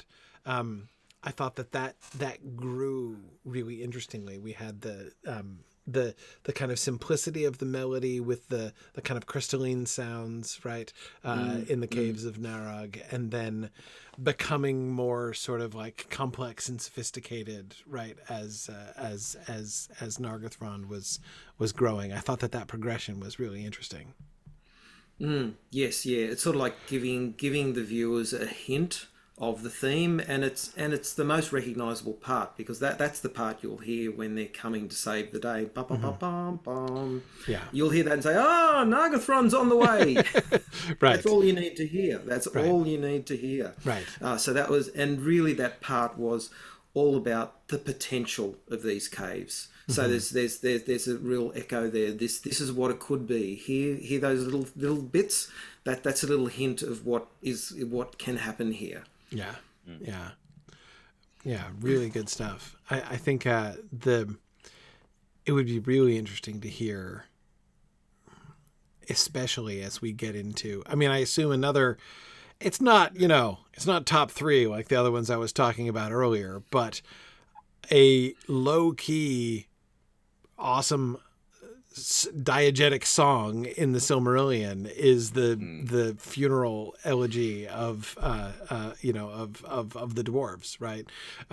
So seeing that developed, I think, is going to be really, and it's one of the things that I was thinking, because having just mentioned Gwyndor's Charge before we began, I was kind of listening to some of this with a season 7 bias in that way, and so that was one of the things I was thinking of when we got to the dwarves. Yeah. I have stolen I ended up not being really happy with my Owlay theme. I think it's a good dwarf theme. I don't think it's a good Owlay theme. So I basically said that's now the Belagos theme. It's now the Belagos theme. Okay. So that was what you heard, and probably did sound familiar. You would have heard that in season 1 as the Owlay theme. But I added on something different with the petty dwarves. In those low bass voices. Just to give you the idea that these are different, keeping similar instrumentation and low bass voices, and having that fifth, that 1 and 5 notes playing, not the third, it was important, and that still tells you they're dwarves, but hey, they're different dwarves actually. Right. So I might do a little bit more with the petty dwarves, particularly when Mim is introduced as a character in his own right. Absolutely, yeah. That's of course the next thing that I was thinking of, glancing ahead into seasons 8 and 9. So yeah, awesome. Yeah. No, it's really, really, really simple. I think it's just a 1-4-5 progression. So you can't get simpler than that.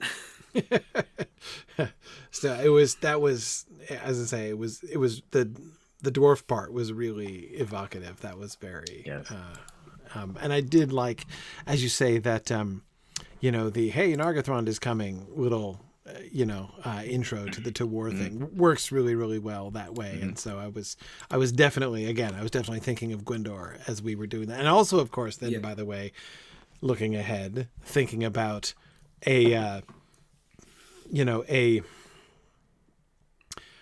worn down and regretful version of that, for later escapee Gwyndor. Right after he meets Turin, and so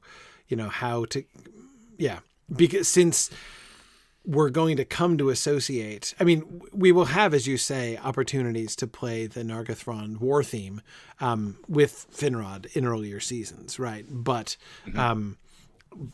really, the culminating moment of that is Gwyndor's Charge, right? Even the final battle and the death of Orodreth and the defeat by Glaurung and his army is kind of almost like denouement compared to the charge of Gwyndor's troop.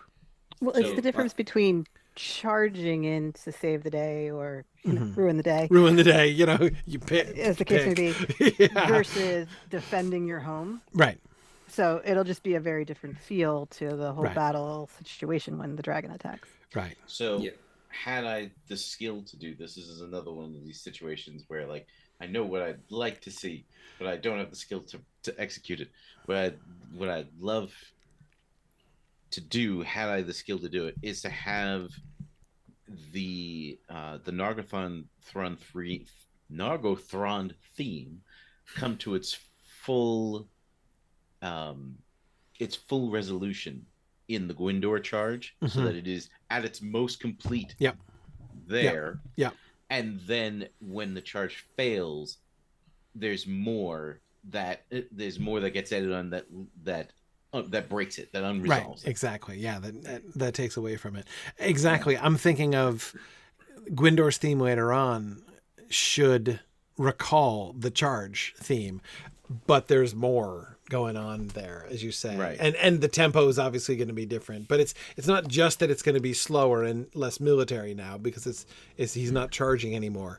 But it'll focus on that unresolved section. Yeah, exactly. No, there's some really fascinating things that can be done there. So look at this, Phil. We're like practically doing the commissioning for season 8 already. We're all ahead of the game here. But again, this just as your 4 pieces here tonight illustrate, the way this all kind of hangs together, the way that one thing connects to another, and the longer we do this and the more of this story and the longer we live with these characters and stuff as we've been doing, the more, the harder it is to just kind of isolate one thing and not connect it backwards and forwards and thinking of all this stuff. Well, if for those of you who may not know, the Rings of Power Season 2 soundtrack dropped about 12 or more hours ago in Australia. Worldwide, we don't get a different YouTube except for the ads. But what I'm hearing in that is he's doing exactly the same thing. We've got a whole lot of themes that we know and recognize, and he's weaving them together in season 2 in very interesting ways. So I'm doing a very similar thing. Yeah, awesome. All right, so our fourth one, yes, is the Song of Parting. So back to the narrative of season 6. Yes. And so this is Baron's song, right? And to recollect to people as we folded Dairon into this as well in our version of the story, right? So that Dairon, as he's wandering, beginning his wanderings, right, as we show him, we have a portion of this song to Dairon as well. Okay, and so we have Megan singing Luthien again in this. Nice. Yeah, hers came upon me unexpectedly, and she very nicely stepped in and added some vocals. I got a guy at work who was part of a rock band to do Baron's vocals. I did Dairon's vocals because I had done them previously in the Words of Mockery song. But yeah, this nicely plays with the idea of who's actually singing the song. Last weekend we had a weekend away with our Sydney Tolkien Fellowship, which was wonderful. Hern Ennereth. For any Australians who want to get involved, that's right. And some people there said, "Oh, I didn't quite understand what was going on." So yeah, you need to keep listening to get to the proper song, right? the proper song, because you need to understand Baron is not. He's not a troubadour. He's not a minstrel. He's so yeah. It plays nicely with those ideas. Great. All right, let's listen to the Song of Parting.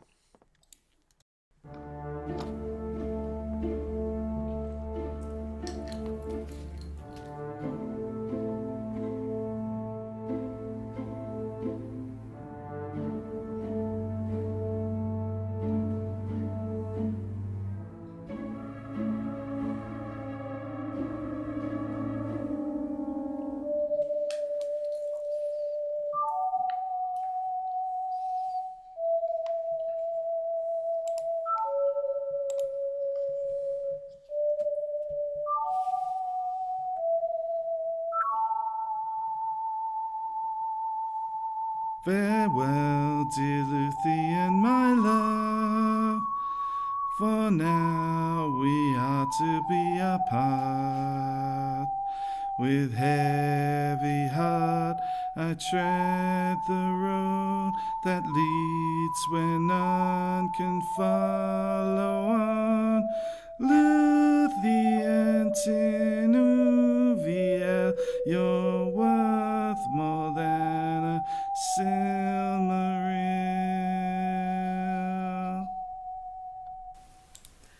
If, as I suspect, the fool Burren has left his beloved to complete the quest alone, then the pain of his parting would be better if it sounded more like this. That's amazing.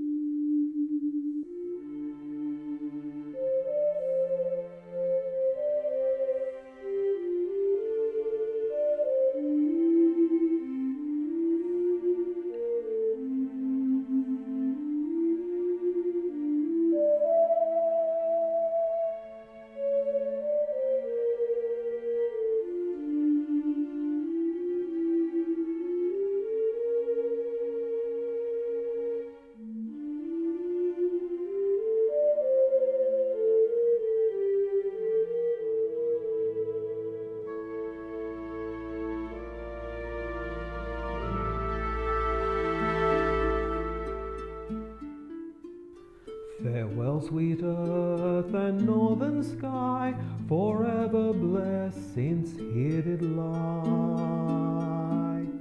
And here with lissom limbs did run beneath the moon, beneath the sun.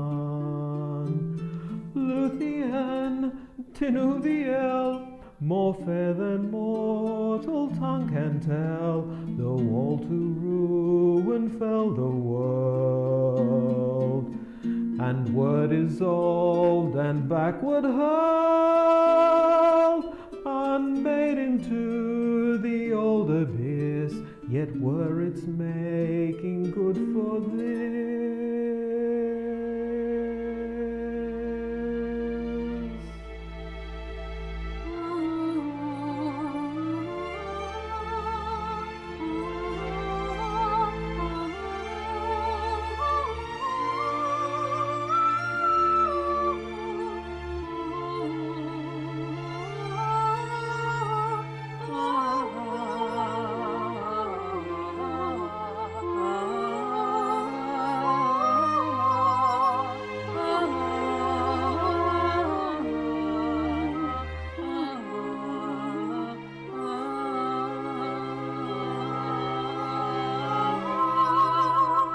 The dusk, the dawn, the earth, the sea, that Luthien for a time should be.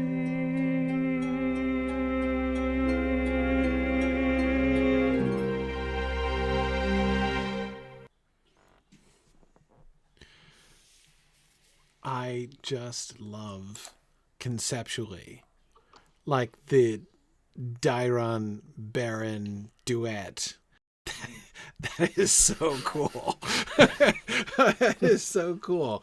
And the moment when Dairon and Baron and Luthien are all like, you know, musically together is a really beautiful moment. Yeah. A really surprising moment of resolution in that way. I love how Megan's here with us too. Megan, I loved how, you know, when Megan's beautiful soprano comes in and it feels like a surprise.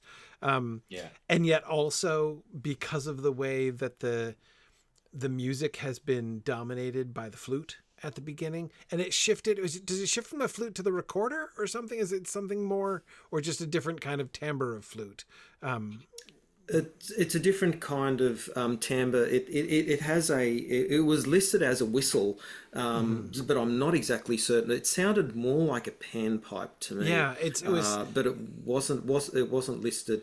But yeah, there was no change to that instrument from the first bit when real Burren, right. My friend Dave Cox, is singing, to when the new theme is played. That's the same instrument. Right. Okay. Yeah. But anyway, the way that Luthien's soprano, kind of responds to the music that has been there, right? As if like, I love the way that it created the kind of musical resolution that came when she comes in and joins the song, is a marvelous way to sort of emphasize, like, no, Baron, you idiot. Like, you're supposed to be, like Luthien joining into the song is the way this is supposed to be. Right now, this song is complete and is done right. But of course, the kind of extra layer of beauty to Dairon's participation in that, as I say, conceptually, I think is just delightful. Yeah.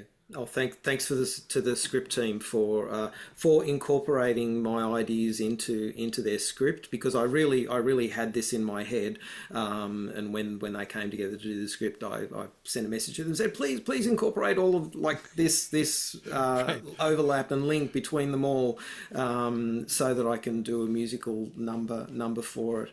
I have to thank Dylan for providing me with the first tune that Burren himself sang. I found myself in a little bit of a situation like Peter Jackson was in when he asked Lanny Lennox to write the closing song for The Return of the King, and she gave him a song and he said, "That's a very nice song. Unfortunately, it's not this song." Right. And so I sort of had that conversation with Dylan and said, look, it's a lovely song, but it doesn't contain, it needs more gravity to do justice to the content.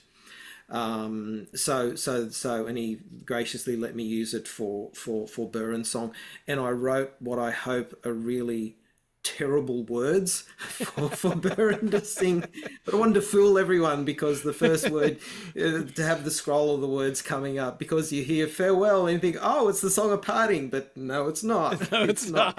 It's yes. So those are the words that he actually sang versus the words that Dairon makes up for him that are way better. Yeah, exactly. Exactly. Yeah. Exactly. It's not Dairon being very generous and making Baron look way cooler than he would be on his own. The version of the story that Pengoath preserves and takes with him to Toloresia was not Baron's original composition. Yeah, no, exactly. No, exactly. And even with the script, in working through Baron's motivations around leaving Luthien at that time, was very self-centered.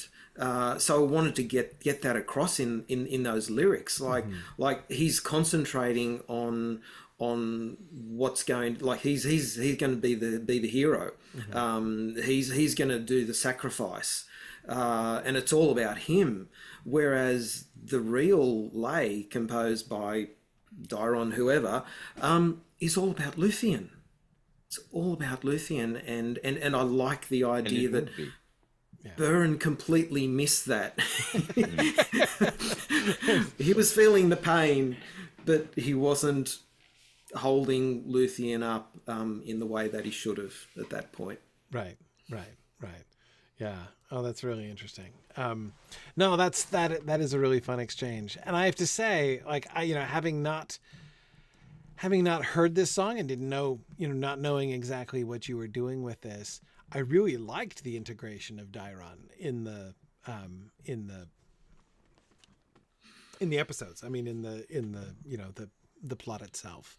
I thought that also worked really well. So anyway, this is a nice added bonus to be able to sort of see the musical number behind it, basically. Yeah. It is. Yeah, it does tip over more into musical territory, just because it then incorporates. But that's often done in movies these days, where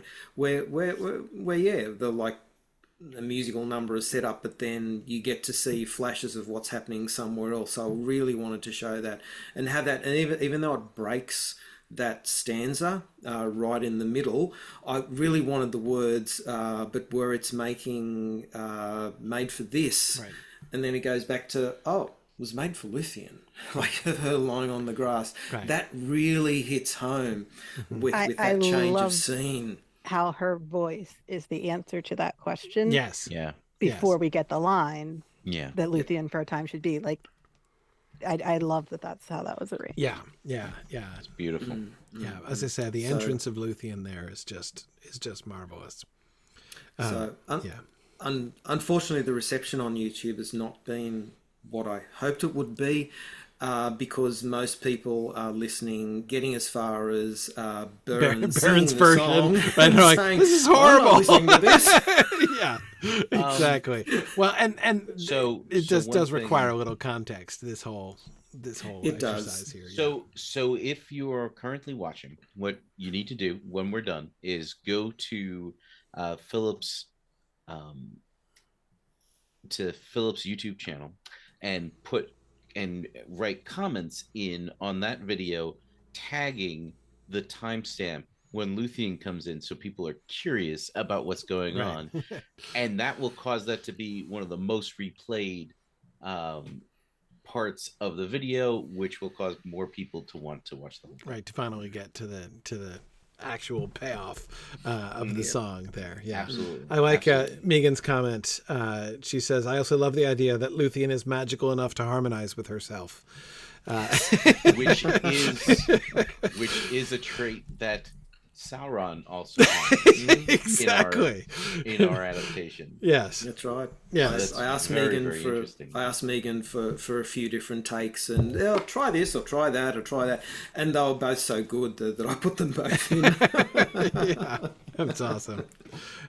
Well, we have just a couple minutes left, but Phil, if you want to kind of talk a little bit about kind of what's next, what kind of the road ahead as you continue the long journey through season 6? So now I can go back and tackle the Luthien Sauron song battle on the bridge to Tol Sirion, with Huon taking a very major role there. I've got all the musical themes that I need to be able to do that. I was thinking of the approach of being, well, Sauron's done it once again. He wiped the floor with Finrod. He's going to come out with exactly the same musical melody, right? But finds that doesn't cut it. It doesn't work with Luthien. Yeah. Right, neat. So, but I'll have to make another counterpoint for Luthien to sing against him, because she can't sing Finrod's song. It wasn't powerful or effective enough. Right. Are you thinking then of going on to Luthien and Morgoth? Yes, that'll be the next. Well, that'll be the next stop after that. Luthien, Morgoth, and then Luthien, Mandos. But I'll probably put them on the back burner, because I do have season 7 to think about. Yeah. I have actually thought since the music commissioning session, I have thought about things, and I've got down a few notes and tried to start a few melodies for a few of those themes. So that will be my main focus, as well as trying to work out what on earth I'm going to present at Osmoot in Melbourne in January. Right, exactly. I don't think there'll be enough hours in the day for me to do everything. Right. Yeah. Well, we'll see. I look forward to hearing whatever it is we will get to hear in Melbourne. But awesome. Thank you, Phil. So looking forward to both continuing on into the increasingly tragic and moving melodies of season 7, and then also continuing just that epic set of music that season 6 really calls for. I think it's totally fine if season 6 continues to stretch out for, the next 3 or 4 seasons. Basically, it's worth it. It's worth it to do season 6 properly, for sure. So, however long. Exactly. Wonderful. And unfortunately for Phil, while we promised that there would be way fewer music numbers in season 7, it turns out that there are way more music numbers in season 7 than we thought there would be. So, we'll get credit for intentions anyway. But they're all just musical. There's very little vocals. Right. Although I might feel inspired by Bear McCreary and add vocals behind absolutely everything if I was right. Yeah. Haven't quite got to that point yet. We've done a little bit of Quenya. I don't think we've tackled Sindarin yet, but but yeah. If I had everything organised, I would have put some Khuzdul behind that little dwarven bit in the Nagathron theme. Right. No, that's wonderful. All right. Well, we have come to the end here this evening. And speaking of Bear McCreary, we are in fact going to be in Rings of Power Season 2 world in the next month and a half. I'm going to be doing a lot of work filming Rings and Realms, as well as, trying to do my regular jobs as well, and traveling to moots. So it's going to be a very busy time. So we're not going to be able to meet for some Film Live during this season, but we're going to be coming back on the 17th of October. So that'll be after we're done with everything in Rings and Realms, he says confidently. But Thursday, October 17th is when we'll be back, and we will be discussing episode 5, where we will continue our downward spiral, and our tier meter will continue to rise as we first incrementally and then swiftly as we continue to move through still season numberable 7. Yeah, exactly. Still a finite number of tiers, finite but growing through episode 5. And the script discussion of episode 8, you guys are going to do on the 13th, Friday, September 13th, at 8 p.m. So there we go. All right. Well, thanks everybody very much. Phil, thanks again for joining us. And of course, thanks to Alana, who couldn't stick for the whole thing, but we're delighted to get to discuss the Sauron Finrod song with her. And we look forward to continuing on to episode 5 in a few weeks. So thanks everybody. And I will say, as always, thanks for listening and Godspeed.